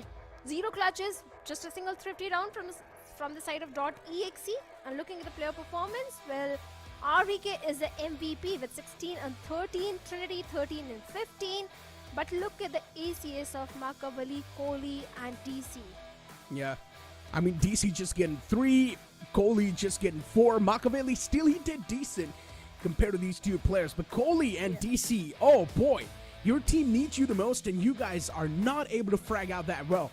At this point, with the way SETUL is playing, generally speaking, yes, team synergy and utilities are also extremely important, but at the same time, now you're currently in the South Asian region, and over here, mechanics as well, they matter the most. Let's be honest.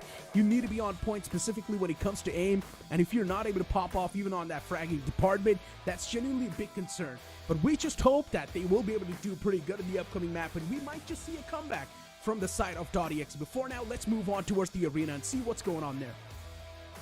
This first finalist, Lighting Fast, how are you doing? I'm doing great, Doing great, and watching this intense match. You are here taking notes? Not really. We have our notes prepared already. We're not here to watch the game. We're just here for the tech check. You're here for the tech check. बाकी सब चलते रहेगा. बाकी सब होते रहेगा जो भी होना है. I love this confidence. But I want to know your thoughts on this series so far. First map, .exe taking the win and SA2L with a back-to-back whooping. I mean, DXC can still win this map game. I mean, they're doing great. They're doing better than every game we watch DXC. They've been performing better every passing game. So they can still do better, I think.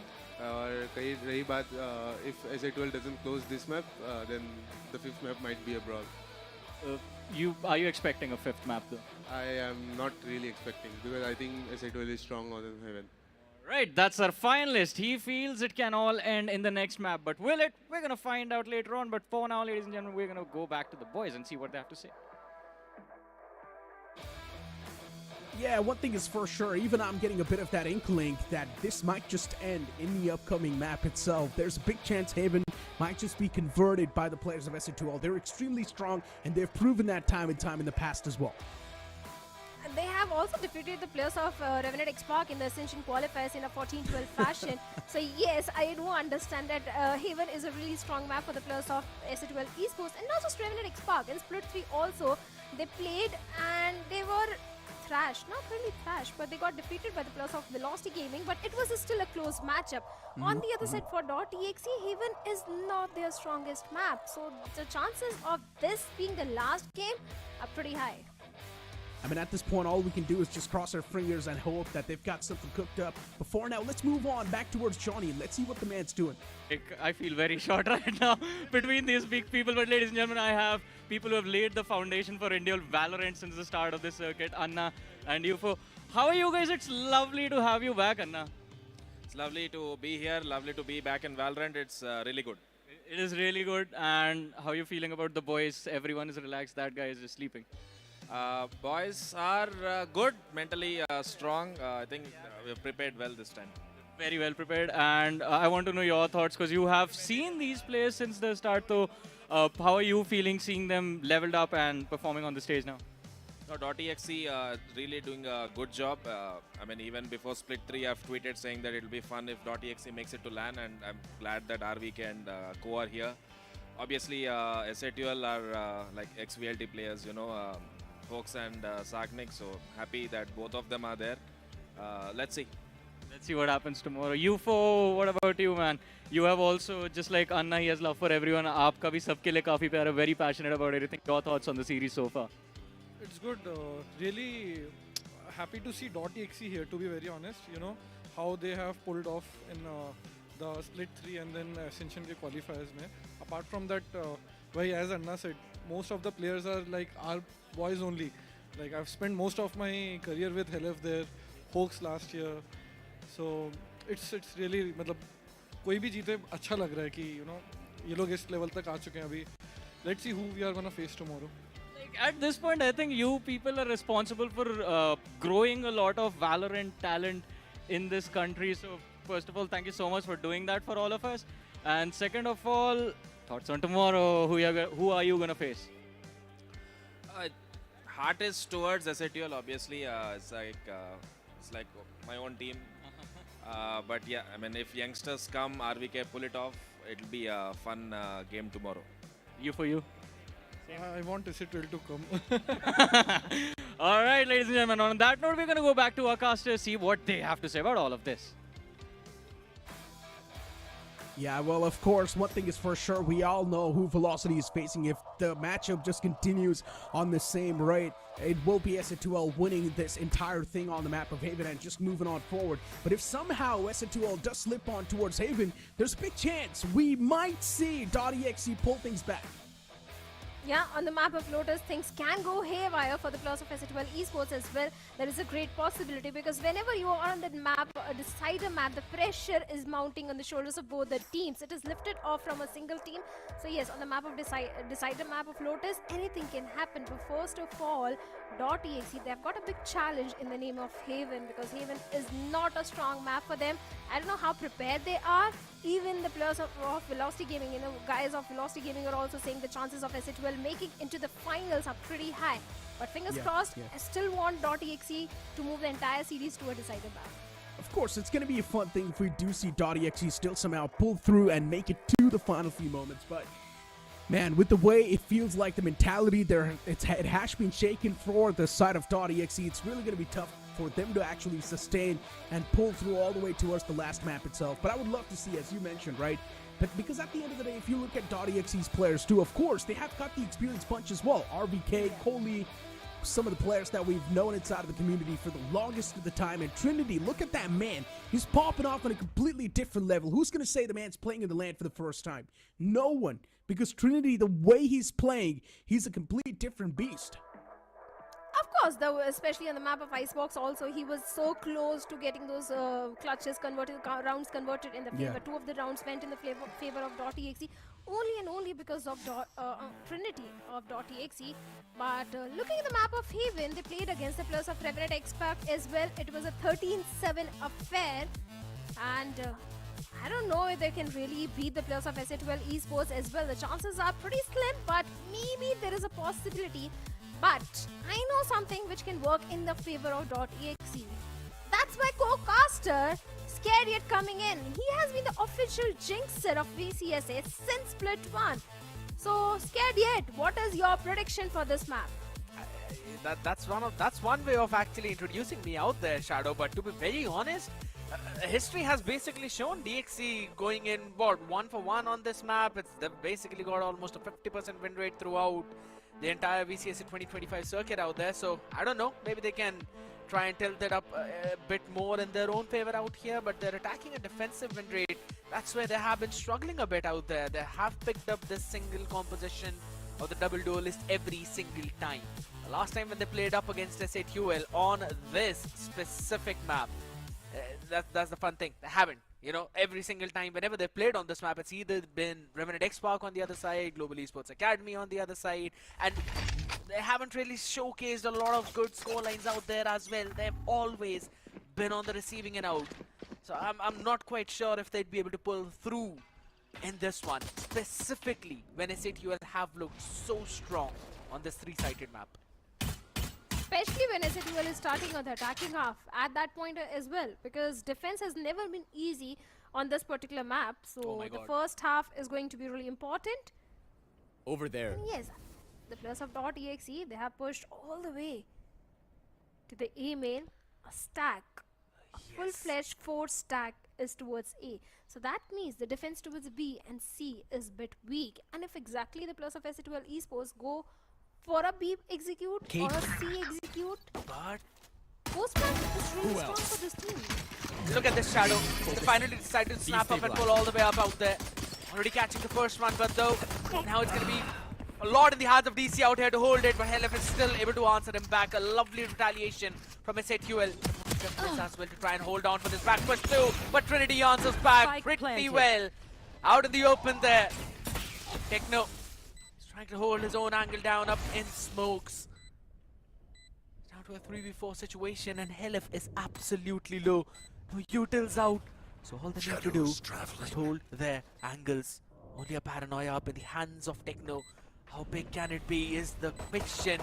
Smoke's gonna go out though. The paranoia sent out to try and push the players back to buy a few extra seconds, and they're now gonna try and take those territory up. It's a 1-for-1 trade though. Helef good for the answer. Hogs, the ace from the previous one, the MVP, still trying to do the same thing for the team as it's Helef this time, standing strong, and both of them will win the Pistol of Haven. What a stand from 2 of the main shot callers of the team. Once again, those 3Ks coming in from the side of SATUL Esports, but I'm just looking at the expressions of Hacker of .exe.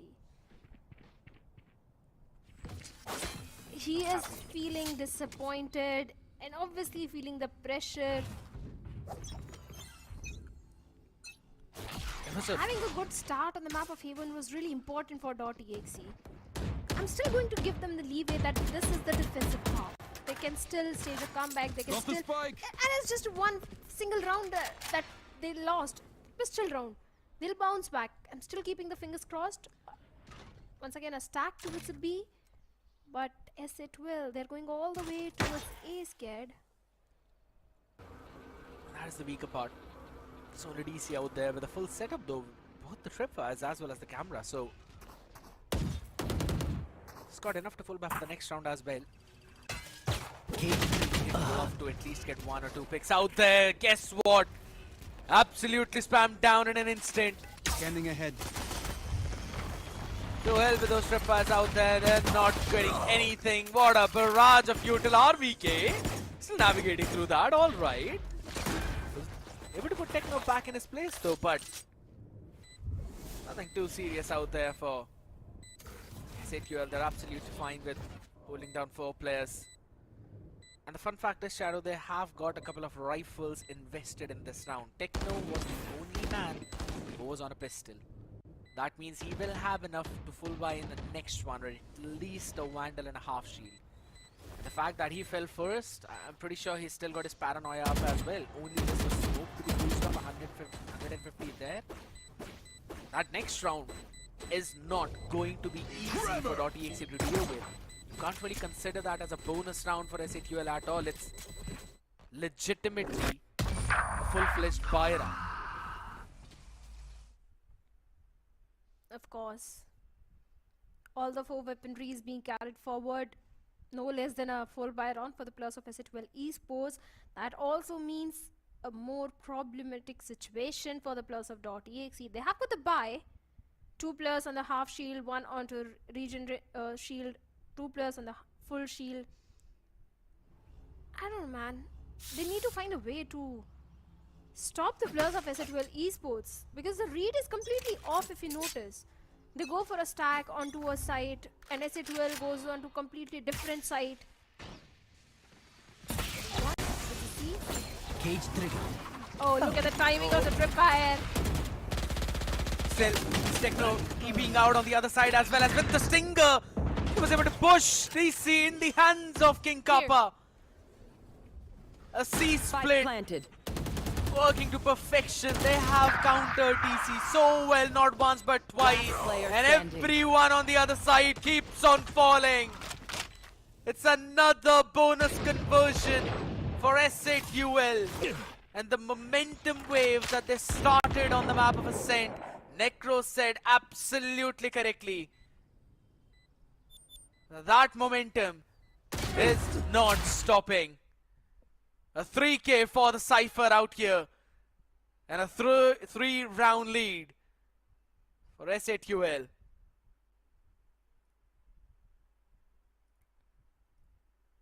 Hacker is reminding me of Alex for a different reason now. Oh my god. Yeah. I wish you could understand my feelings, because I can certainly understand the feelings of Hacker, what he's feeling at this point. I think .exe were not able to recover from what really happened in the map of Ascent. Once again, in an economical death cycle is where the players are. But this is one of those teams known for those eco conversions. What has happened to .exe? What has happened to the boys? Kohli, Makavali, DC. And look at that miss, once again getting a comfortable frag onto Makavali. It's all just crumbling down right now. Prowl drone. This time DC is gonna run away though, but they should have an idea about Trinity being there. That is only when you normally have another player and that connected to try and take down that owl drone, so that it does not give a lot of information out. Dusted. But since that information is lacking, RVK wanted to do something, gain something, but little did he know, everyone kept on moving in his direction. Lack of communication out here for DXE. And that has been showing up big time. Is crashing in on site. Takes control, backside taken up in the hands as it's all falling down. DC, the last man remaining. The first one to fall in the previous 3 rounds. 1v5. You tell me he can make it, I'm gonna say absolutely not. No chance. Yeah, good luck there. Good luck there. Miz with the updraft does the job for him. Puts him out of his misery. But it's still .exe 1 feet. Already buried under the ground.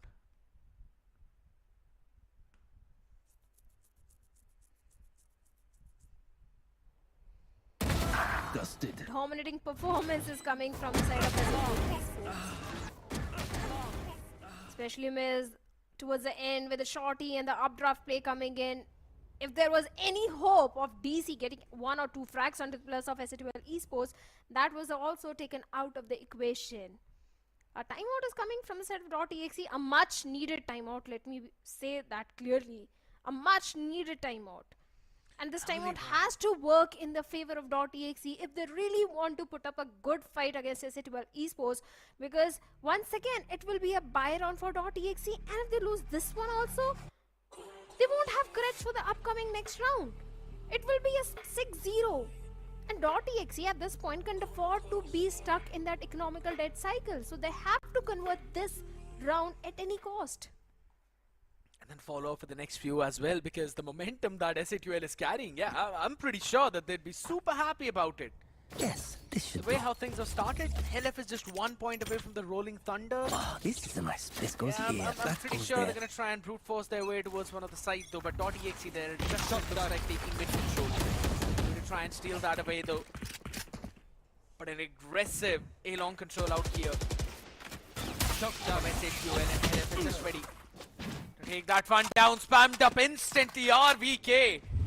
He delivers the orb to him, but just not in the way how he wanted. Catches Miz as well out there, did not really catch Hoax.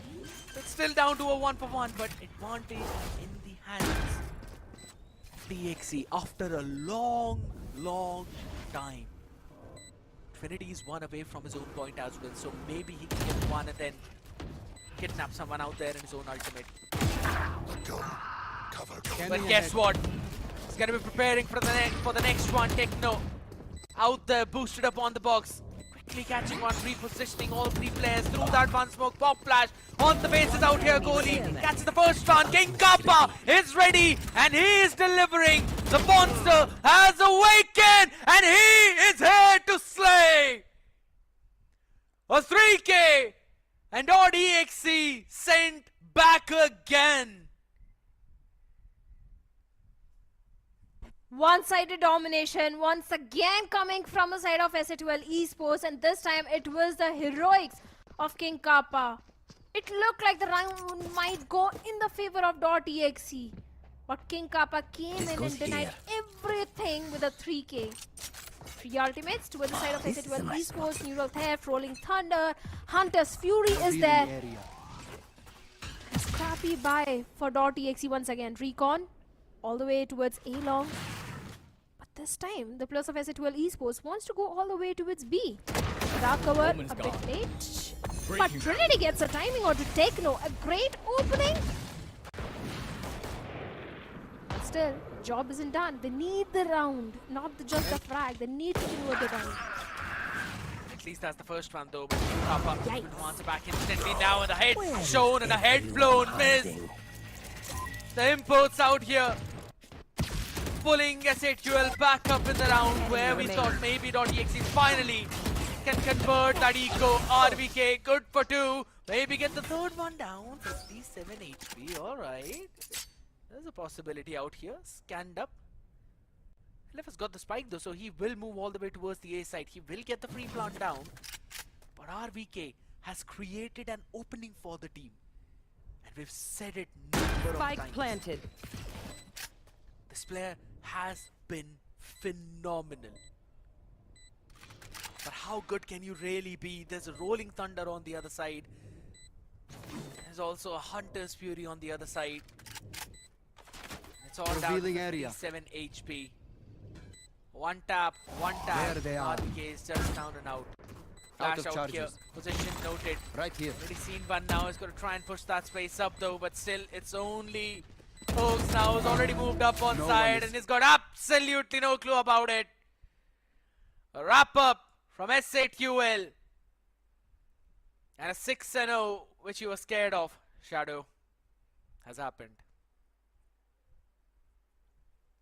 I don't want to jinx it or say it, but they are trapped in the economical debt cycle. The situation which was in 4-0 now in 6-0. Yikes. This is once again going to be for the plus of .exe. Even RVK was able to get just 2 frags. Again, Makaveli. What exactly is Makaveli doing? I wanted to ask this in the previous one. He was walking all the way towards the mid courtyard when he was picked off. And now again, Trinity and Makaveli. What is really happening with them? The other side though, while the rest of them move up, and again it's become a burial ground for all the bodies out here. S8UL take every single one of them. DC out in the open, able to take one on King Kappa. Miz still up in front now, he's got reposition and has got absolutely no clue where the players are. Miz is still gonna hold that angle. Hoax is watching the back of Miz, making sure that making that cross up. Sees him.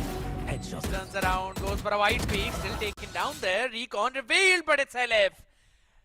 Re-wrapping all the way from garage. And being able to play on the back of that recon, S8UL have got full control of this map. And it very well is looking like an 8-0 start, Shadow. I'm anticipating another early timeout out here after the next round. Ouch.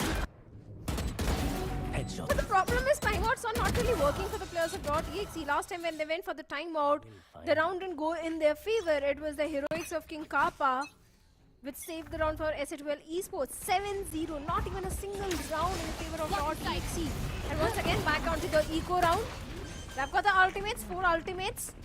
But Miz, this time going for the plant. Very aggressive approach coming for Ascent Esports. Trinity behind the smoke gets one onto Miz.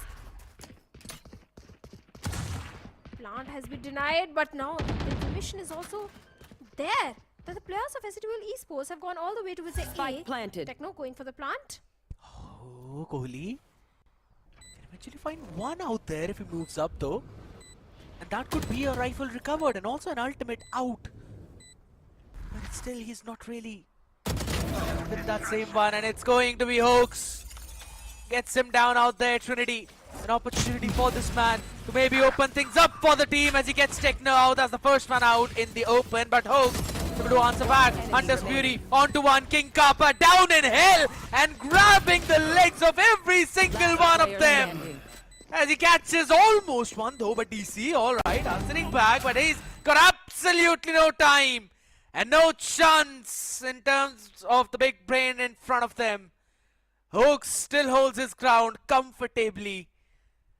And Hacker, he can't catch a break out here with his boys.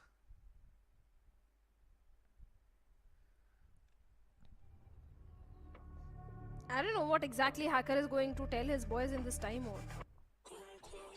Because whatever he has told previously, whatever strats they had got prepared, seems like nothing is really working in their favor. 8-0. Not those ultimates are helping in this one. The heroics are also completely missing, at least on the map of Icebox. Trinity was getting few good rounds. RVK was getting important kills converted. But now, nothing is working for .exe. This seems like out of the picture now. Haven has not really been their best map out there, and Shadow. It's alright, Elranger. Happens to the best of us. We're coming back onto the topic now. Haven has not really been the best map out here for this team, Shadow, but if they're really on the road of comparison, .exe are yet to register a win in 2025 of VCSA circuit on the map of Lotus. They have played it 7 times till now. Get out of my way! They have not won even a single time out of all of those. Before Lotus, a bigger challenge is there for .exe scared, let's be honest. And that itself is the map of Haven. Deficit by 8 rounds. They're getting thrashed at this point. Let's see if the timeout is going to work in their favor because A has been left completely open. They want to play on the Hunter's Fury and RVK finally investing that. Getting nothing. Exactly. Getting nothing. Players have already made their cross out there from hell. That's the main point. already taken the control of site now. Flash going in, but no one falling up on the back of it as Miz quickly up drafts all the way up in heaven now. He's got a 1v1 up with goalie, the paranoia up in his face. And he's still trying to buy some more time. Rifle up in the hand, and that stinker does the job. Techno with the shotty, destroying everyone. Nothing's gonna change after the timeout as we move one step closer to what a humiliation. SATUL are going to do the unthinkable. I'm kind of feeling bad for the players of .exe now.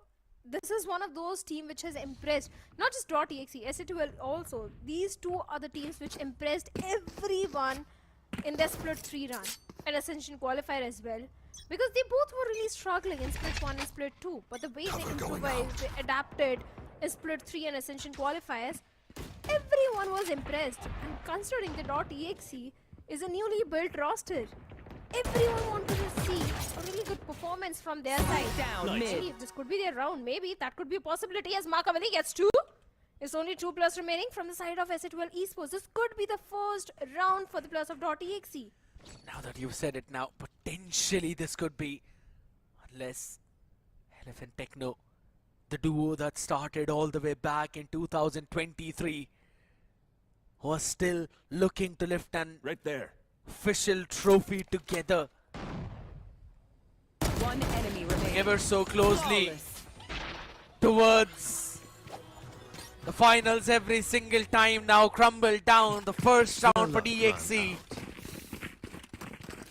But they don't really have a mountain to climb right now, Shadow. They really need to boost their rockets up to reach the moon. They've got to pull some fast and furious stuff out here this time around. And SATUL instantly after one round, they pull on the brakes. This is just crazy from Hellranger. I think they're just respecting the players of .exe. Do realize that if .exe starts getting rounds converted in their favor, they'll get the confidence back, they'll get their mental back, and there is a possibility of them staging a comeback. That's highly possible. All you need is few good rounds converted in your favor to get the foot back in the game. And that could be the reason that SATUL Esports has also called for a timeout, because they want this to be the last map of today. 9-1 already.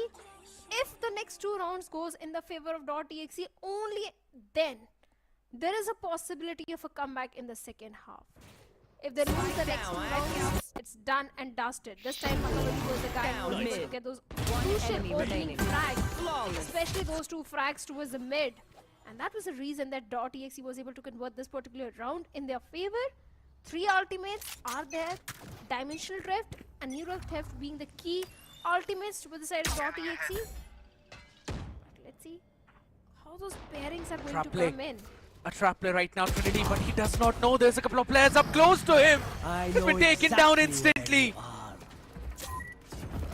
Neural Theft's gonna give the information of the stack as well as the sight towards the sea is now up open for grabs. And quickly Techno and Miz take all of that space. The operator up in the hands as well.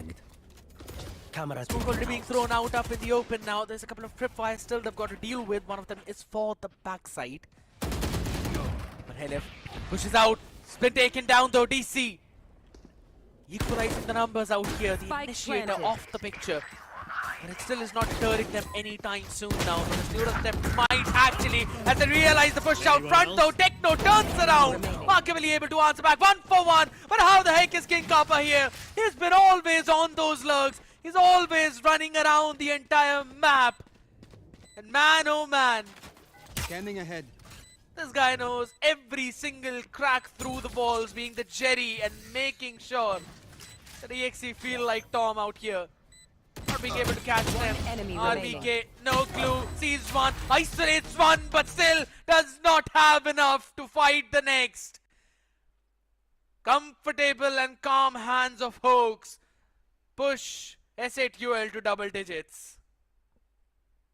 They have got the lurk king, King Kappa himself. Always trying to save the day for the players of SATUL Esports.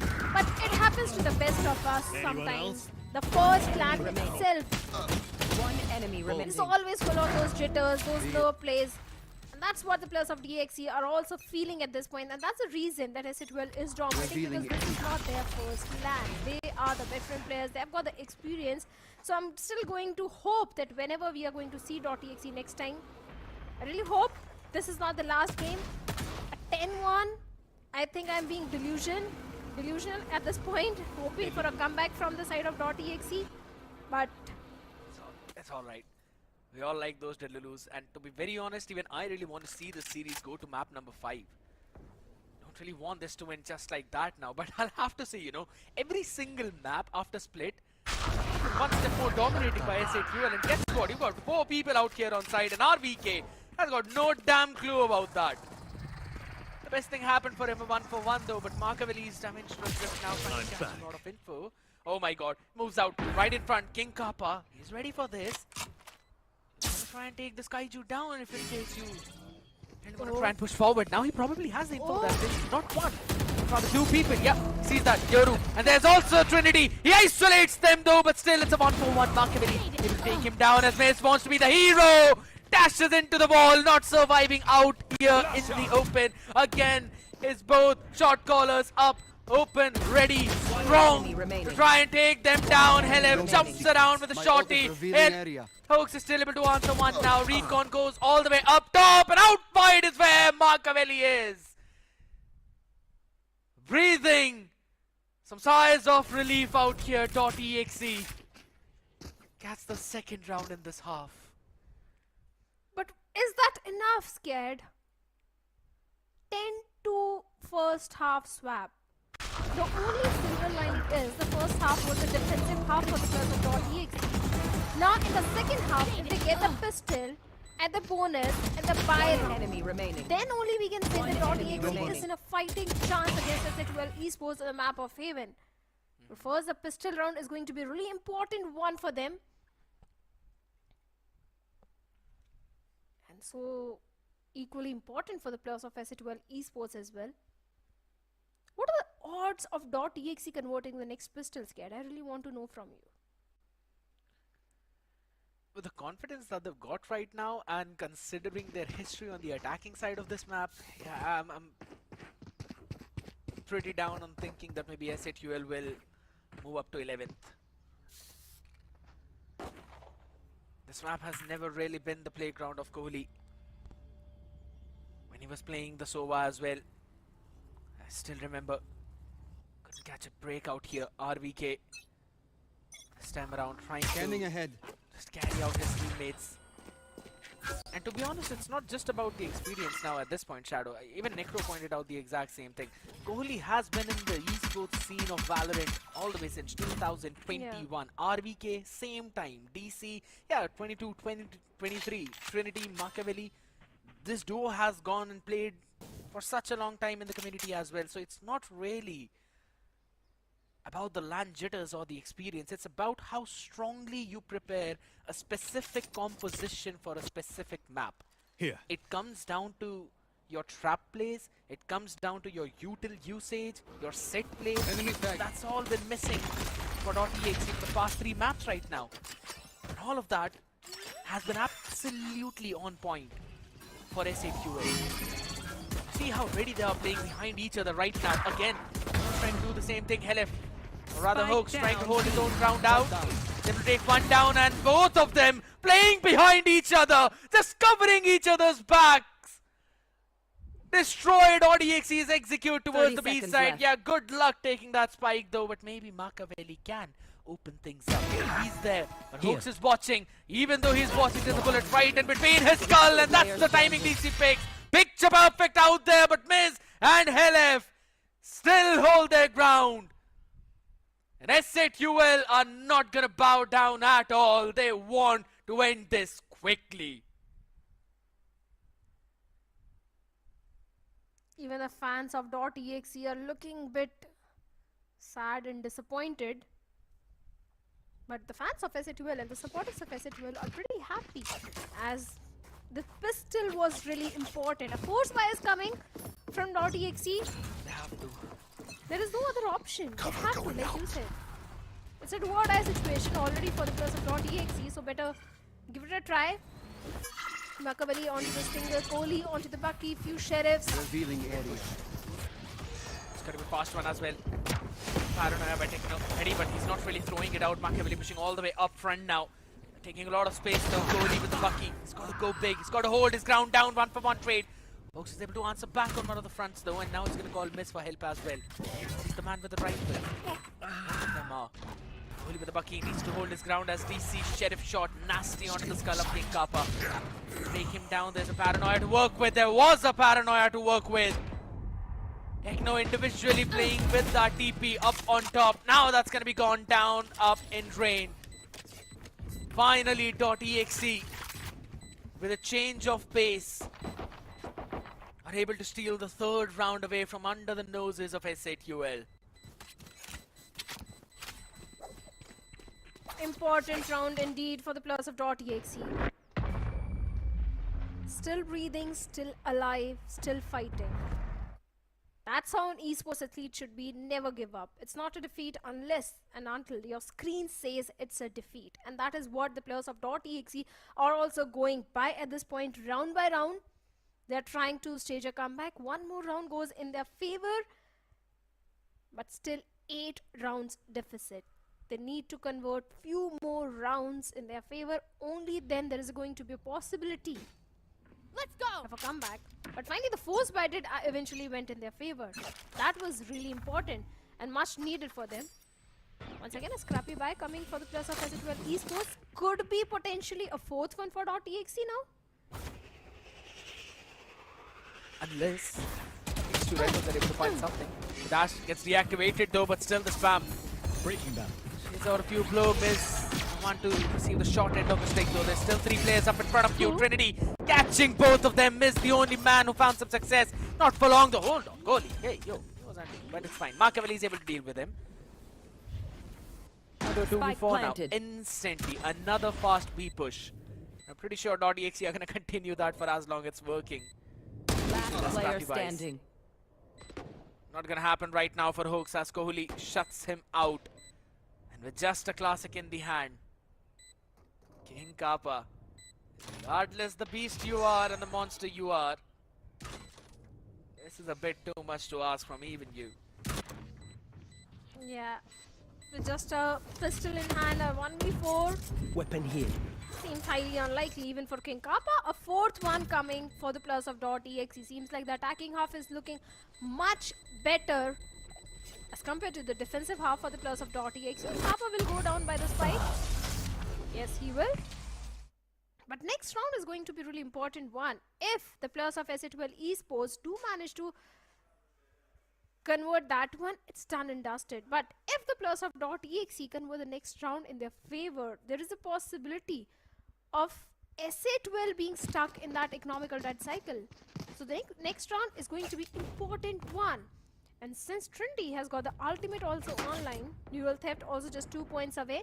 Yeah. And 3 players of S8 Esports are onto the half shield. There is a possibility of .exe getting the 5th one also. Not really investing in that one. DC is running with a Guardian. And this is a triple stack over towards the B. Absolutely crazy. A deep smoke over towards the A lobby now. That is going to create a question mark in the minds of S8UL, and that's why they're trying to reclear this mid path. There's still a 1-for-1 trade back and forth though, but since there's a lot of players of DXE, they're able to take down every single one of them over towards the B. And now a push out over from Garage. There are a couple of tripwires that they've got to deal with. I must wait a moment. But King Kappa is nowhere near to use either one of them.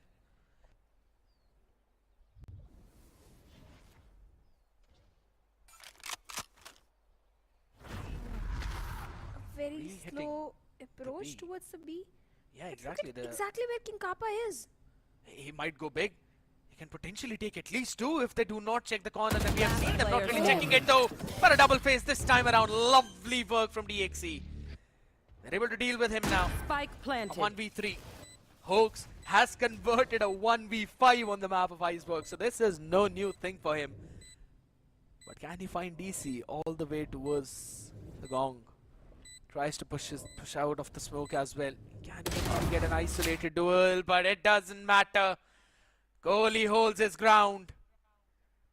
It seems like the crowd also knows what's happening out here. But .exe want to change their fate.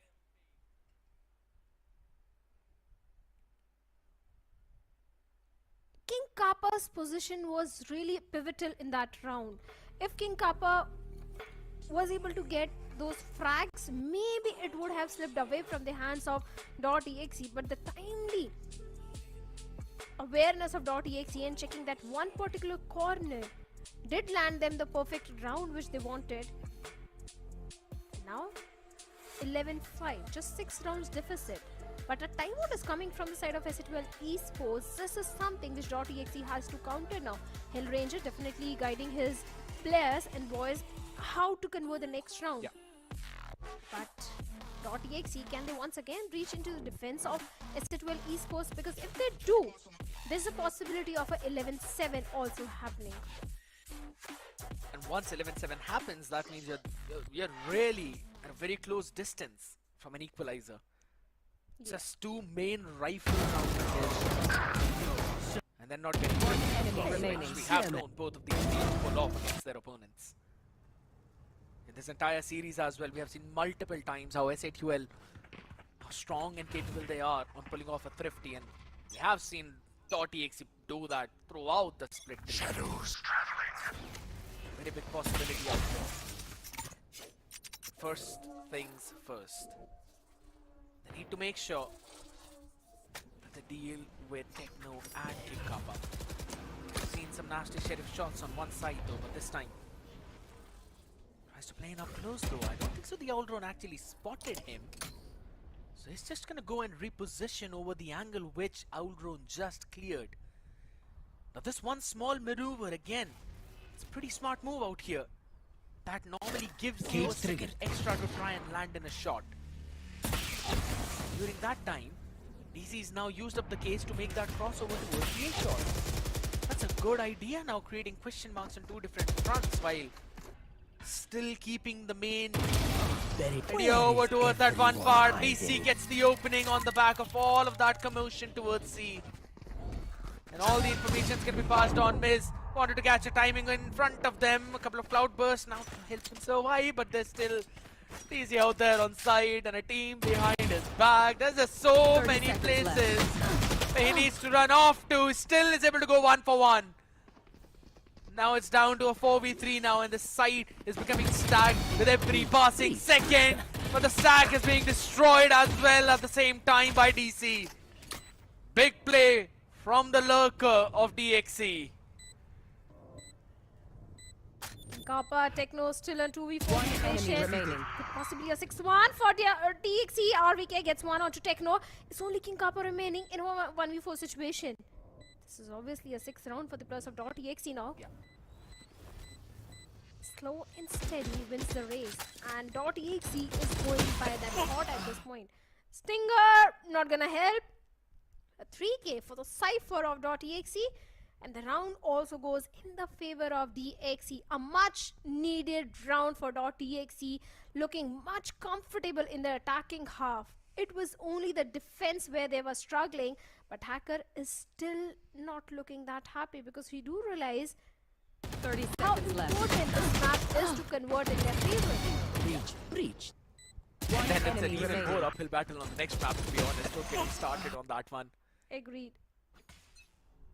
They have struggled on the triple-sighted map, but they've got to end all of their struggles right now. If there's a time for them to shine, then it is right at this second, at this moment. You've got to shine the brightest out there, be the supernova that you were supposed to be, and that's the reason why Trinity is pushing all the way up front though. But Hunter's Fury on the other side, tag coming in, and a pick as well for Hoax and Helef. They're still working in unison. Kohli, the only man to find something. Quickly TPs away, repositions out as well as he got, but Techno is behind them. He's ready, creeping up, and he's ready for him as well, as he will get that shot on the skull. No mistakes being made. And picture perfect out there.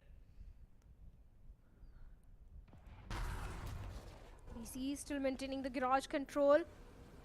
Miz all the way towards C side. He has got the Blaze Storm and the Operator as well. This round can go either ways. RVK has got the Hunter's Fury. If the timing works in the favor of .exe, this potentially can be the 7th one. But they need to counter. Miz. Blade Storm. Yes, he's going all the way. Oh, look at that flank. A 2K. Can get the 3rd one. And the chance of the EXE converting the 7th one has went all the way down in the drain. A 1v3 and an uphill task for Kohli. Fantastic play from Miz. Mentioned about that one timing and he got that perfectly, and Kohli is going to be taken down. The capable hands. And above from the duelist of S8 UL. Reclears the garage. Such a bold maneuver for him. Understanding that that place is not really clear. But he still moved up. Fortune favors the bold. And he was on top with that feeling.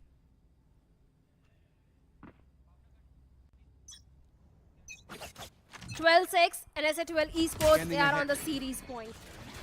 Miz still has got the Operator. You and me. 3 ultimates towards the side of .exe. Trinity in the kill contract has got left. Let's see if he can get the kill, and he certainly gets King Kappa. Important pick being done by Trinity. But nowhere to run. All the information, Hunter's Fury also being invested from the side of RVK.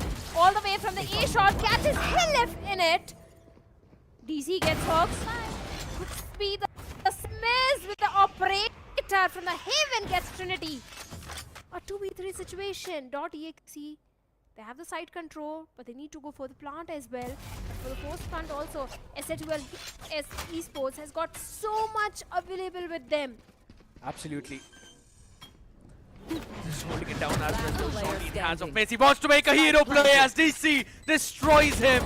The villain arc still stands strong. Not for long though, as Techno answers back. And has brought it down to the last 1v1. And he's also got the HP to work with. 3 body shots. Unless Kohli lands in a head. Still holds his angle down outside of the shot. And he peeks in at the perfect time. .exe fumbling at the last second though, but saving themselves. Kohli stands up big time for the team.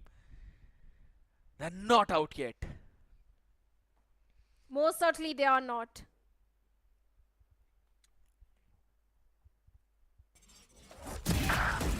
Important round in the kill contract, getting one that RVK in the Blaze Storm also. It was only a miss with the Operator who was able to do something, but towards the end, Techno, the way this guy stepped up, it's not the first time that we are seeing Techno do such major plays. I must wait a moment. In 7, there is still hope for the 8th one because it's an equal round. A scrappy buy for the plus of S8 Esports, just a Bulldog, and a Guardian, and no major ultimate also. You know what? I would have said yeah, no major ultimate, but I see Techno ready with his. With the way how he makes the plays with this. I'm pretty sure that you count that as a major ultimate. Could be for either side though. That's the gamble behind that rough play. Right now with the trap fire plays there.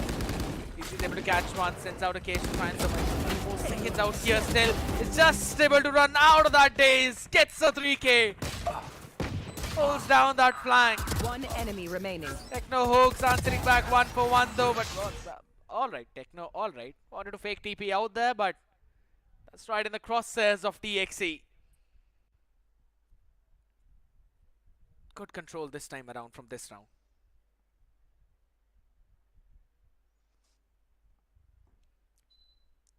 A good recovery, I have to say, but the Curse of God takes in the second half. They were what, 10-2? And now look at that, 12-8, just 4 runs deficit from an overtime. And it's still possible, as Makaveli has got the Dimensional Drift, DC has got the Neural Theft. It's still possible for .exe to push the entire series to an overtime. It is. But let's see. Once again, tail up on the C-long. A very slow approach. It's only King Kappa all the way towards the C side, and even his tripwise is towards the garage. The spy cam is going to give all the information. was anticipating a garage play from the side of .exe, but that didn't happen. Dimensional Rift is going to give the information onto King Kabel. Smokes are out there. The fault line play. The Ultron coming in.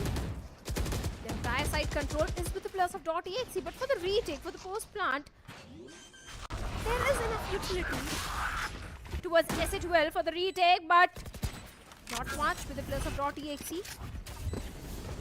Eurotheft is there. Though, 1-1 trade out here, opened up to a 3v3 scenario as LF doubles it up as well. DC answers back, it's down in the hands of Trinity.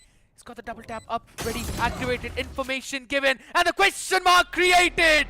King Kappa plays perfectly with the neural theft, and ladies and gentlemen, SAQL are your second grand finalists, ready to take on the Velocity for tomorrow's best of 5. What a this team! For sure, definitely a good series, a good matchup by the plus of SA12 Esports an entire time, but very indifferent from the side of .exe, at least on the first map and the last event as well. It was the Ascent and the map of Icebox, which became a big problem for the players of .exe, but sportsmanship also being showcased by both these teams. A good play from Trinity, RVK and the boys. I'm sure next time whenever we are going to see the players of .exe, they're going to deliver a much better performance and a good fight against the opponents, but SA12 Esports is a better team for today, and they are moving forward in the grand finals against Velocity Gaming for Ascension. Still in the race indeed. You know, it was seriously a very solid run from .exe as well. No one anticipated the boys to make it up to this stage, let alone in the Ascension plans qualifiers but first itself. of all, ladies and gentlemen, can I have some But you know applause what? for our Let's send winners, it down to Johnny SA12, out there please. on stage. Thank you so much. Hooks, buddy, I need you once again. And of course, we have the captain of the winning team, Hooks. Congratulations on the win. यार सुनने में आया था first match warm up था. नहीं ऐसा नहीं warm up नहीं था. They played good.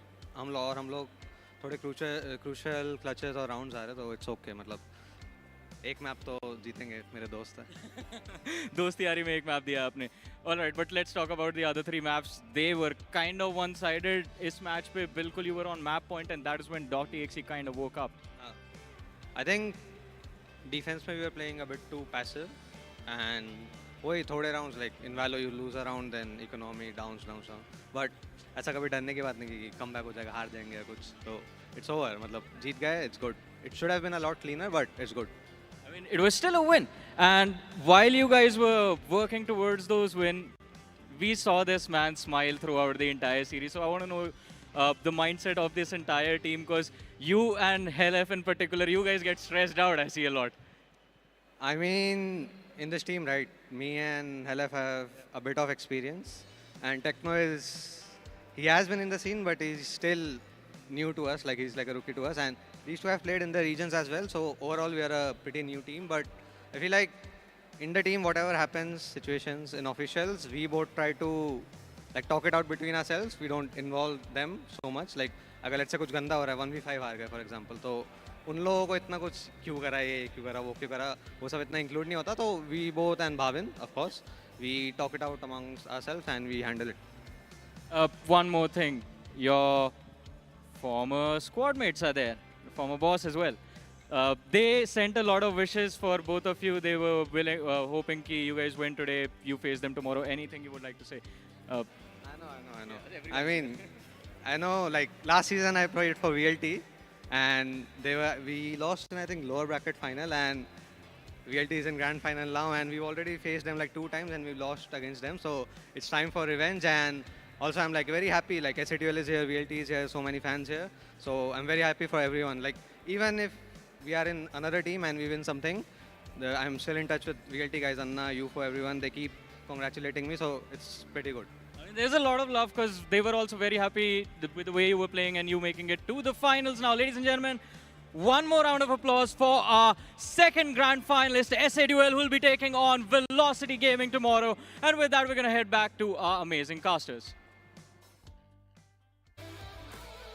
Absolutely amazing performance indeed from both of these teams, Shadow. And to be very honest, I'll have to say one thing. Regardless of who actually won today's best of 5, this has been a big win for Valorant Esports in South Asia. The way how everyone was out here, some teams as well, seeing the members of VLT out here having so much fun, and again amazing gameplay from both of these teams. And I'll have to give it to .exe. Not giving up has been their attitude throughout the VCSA 2025, and it showed up on this last map. Of course, the way the boys played, especially on the map of Haven towards the second half, definitely proved that they are not going to give up no matter what the situation is. But the MVP of this match is going to be Miz with 19 kills, 254 ACS, 3 first kills, 161 damage per round, 22.5% headshot percentage for Miz. Definitely perfect focus. And the team performance, 8 first kills for SA2L but 13 for .exe. Those conversions of first kills are not there from .exe. Post plant for SA2L, they got the site 11 times and were able to convert 10 times. Perfect post plant for SA2L Esports, but for .exe, they got the site were able to convert 6 times. So that showcases that the defense problem for the players of .exe. That's also, you know, the similar case with SA2L as well. Folks mentioned in the interview that it was the defense where they were facing a bit of a struggle, right? They were giving a lot of space away to the members of .exe, and I think so the same could be said for their side too. They were respecting too much to the members and giving too much respect to the members of SA2L out here. But man, oh man, the man who was absolutely beast in this entire series is also the IGL of SA2L. 2 kills in total with 244 ACS, 9 first kills, and it also includes an ace. Up the first ace of Ascension Qualifier's LAN. Bow down to the King Hoax out here as SA2L will soar through into the grand finals, where they will face VLT tomorrow in another best of 5, Shadow. This has been a fantastic series. And VLT sent the players of SA2L Esports in the low bracket finals. So once again, these two giants are going to go up against each other in upper bracket finals. It was below who came victorious with a 2-4 line. Let's see what's going to happen in the grand finals tomorrow, because now it's not just only the title of Ascension Qualifiers, but also the slot for Ascension, which is at the stake. And of course, Velocity, since they had the entire upper, going to have a certain advantage. Veto also. So are you expecting an Icebox Velocity gaming? 100%. I'm really going to see an Icebox out there. We're probably not going to see a Sunset as well, because those two maps have looked very strong for SA2L. So maybe we're going to see both of them banned out as well, or maybe we're going to see an Ascent being banned out along with the Icebox. But yeah, I'm pretty sure those ones, they're not going to be out here. But yeah, this is one of the big points that I was mentioning all the way back from Split 3, Shadow, that you really need to make your way, or rather in the Ascension Qualifiers itself, you need to make your way through the upper bracket to try and have that advantage up in the grand finals. But since it's VLT, we know what's going to happen out there, ladies and gentlemen. That finals is all for tomorrow. As for today, we're going to be ending the show right now. SA2L against .exe, 3-1 for the scoreline. Thank you so much. Let's go!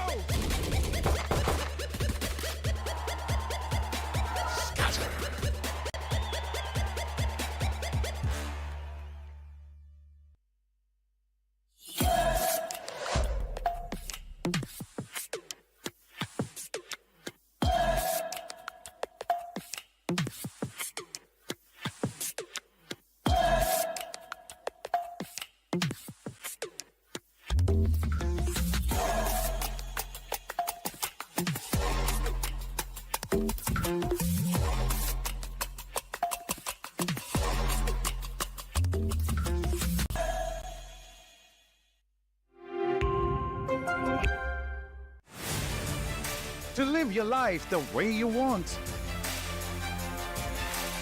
Compete like the toughest challenger. Dance like there's no tomorrow.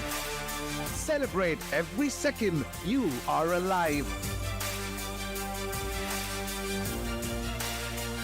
Life has no rule books, but we can give you a stage.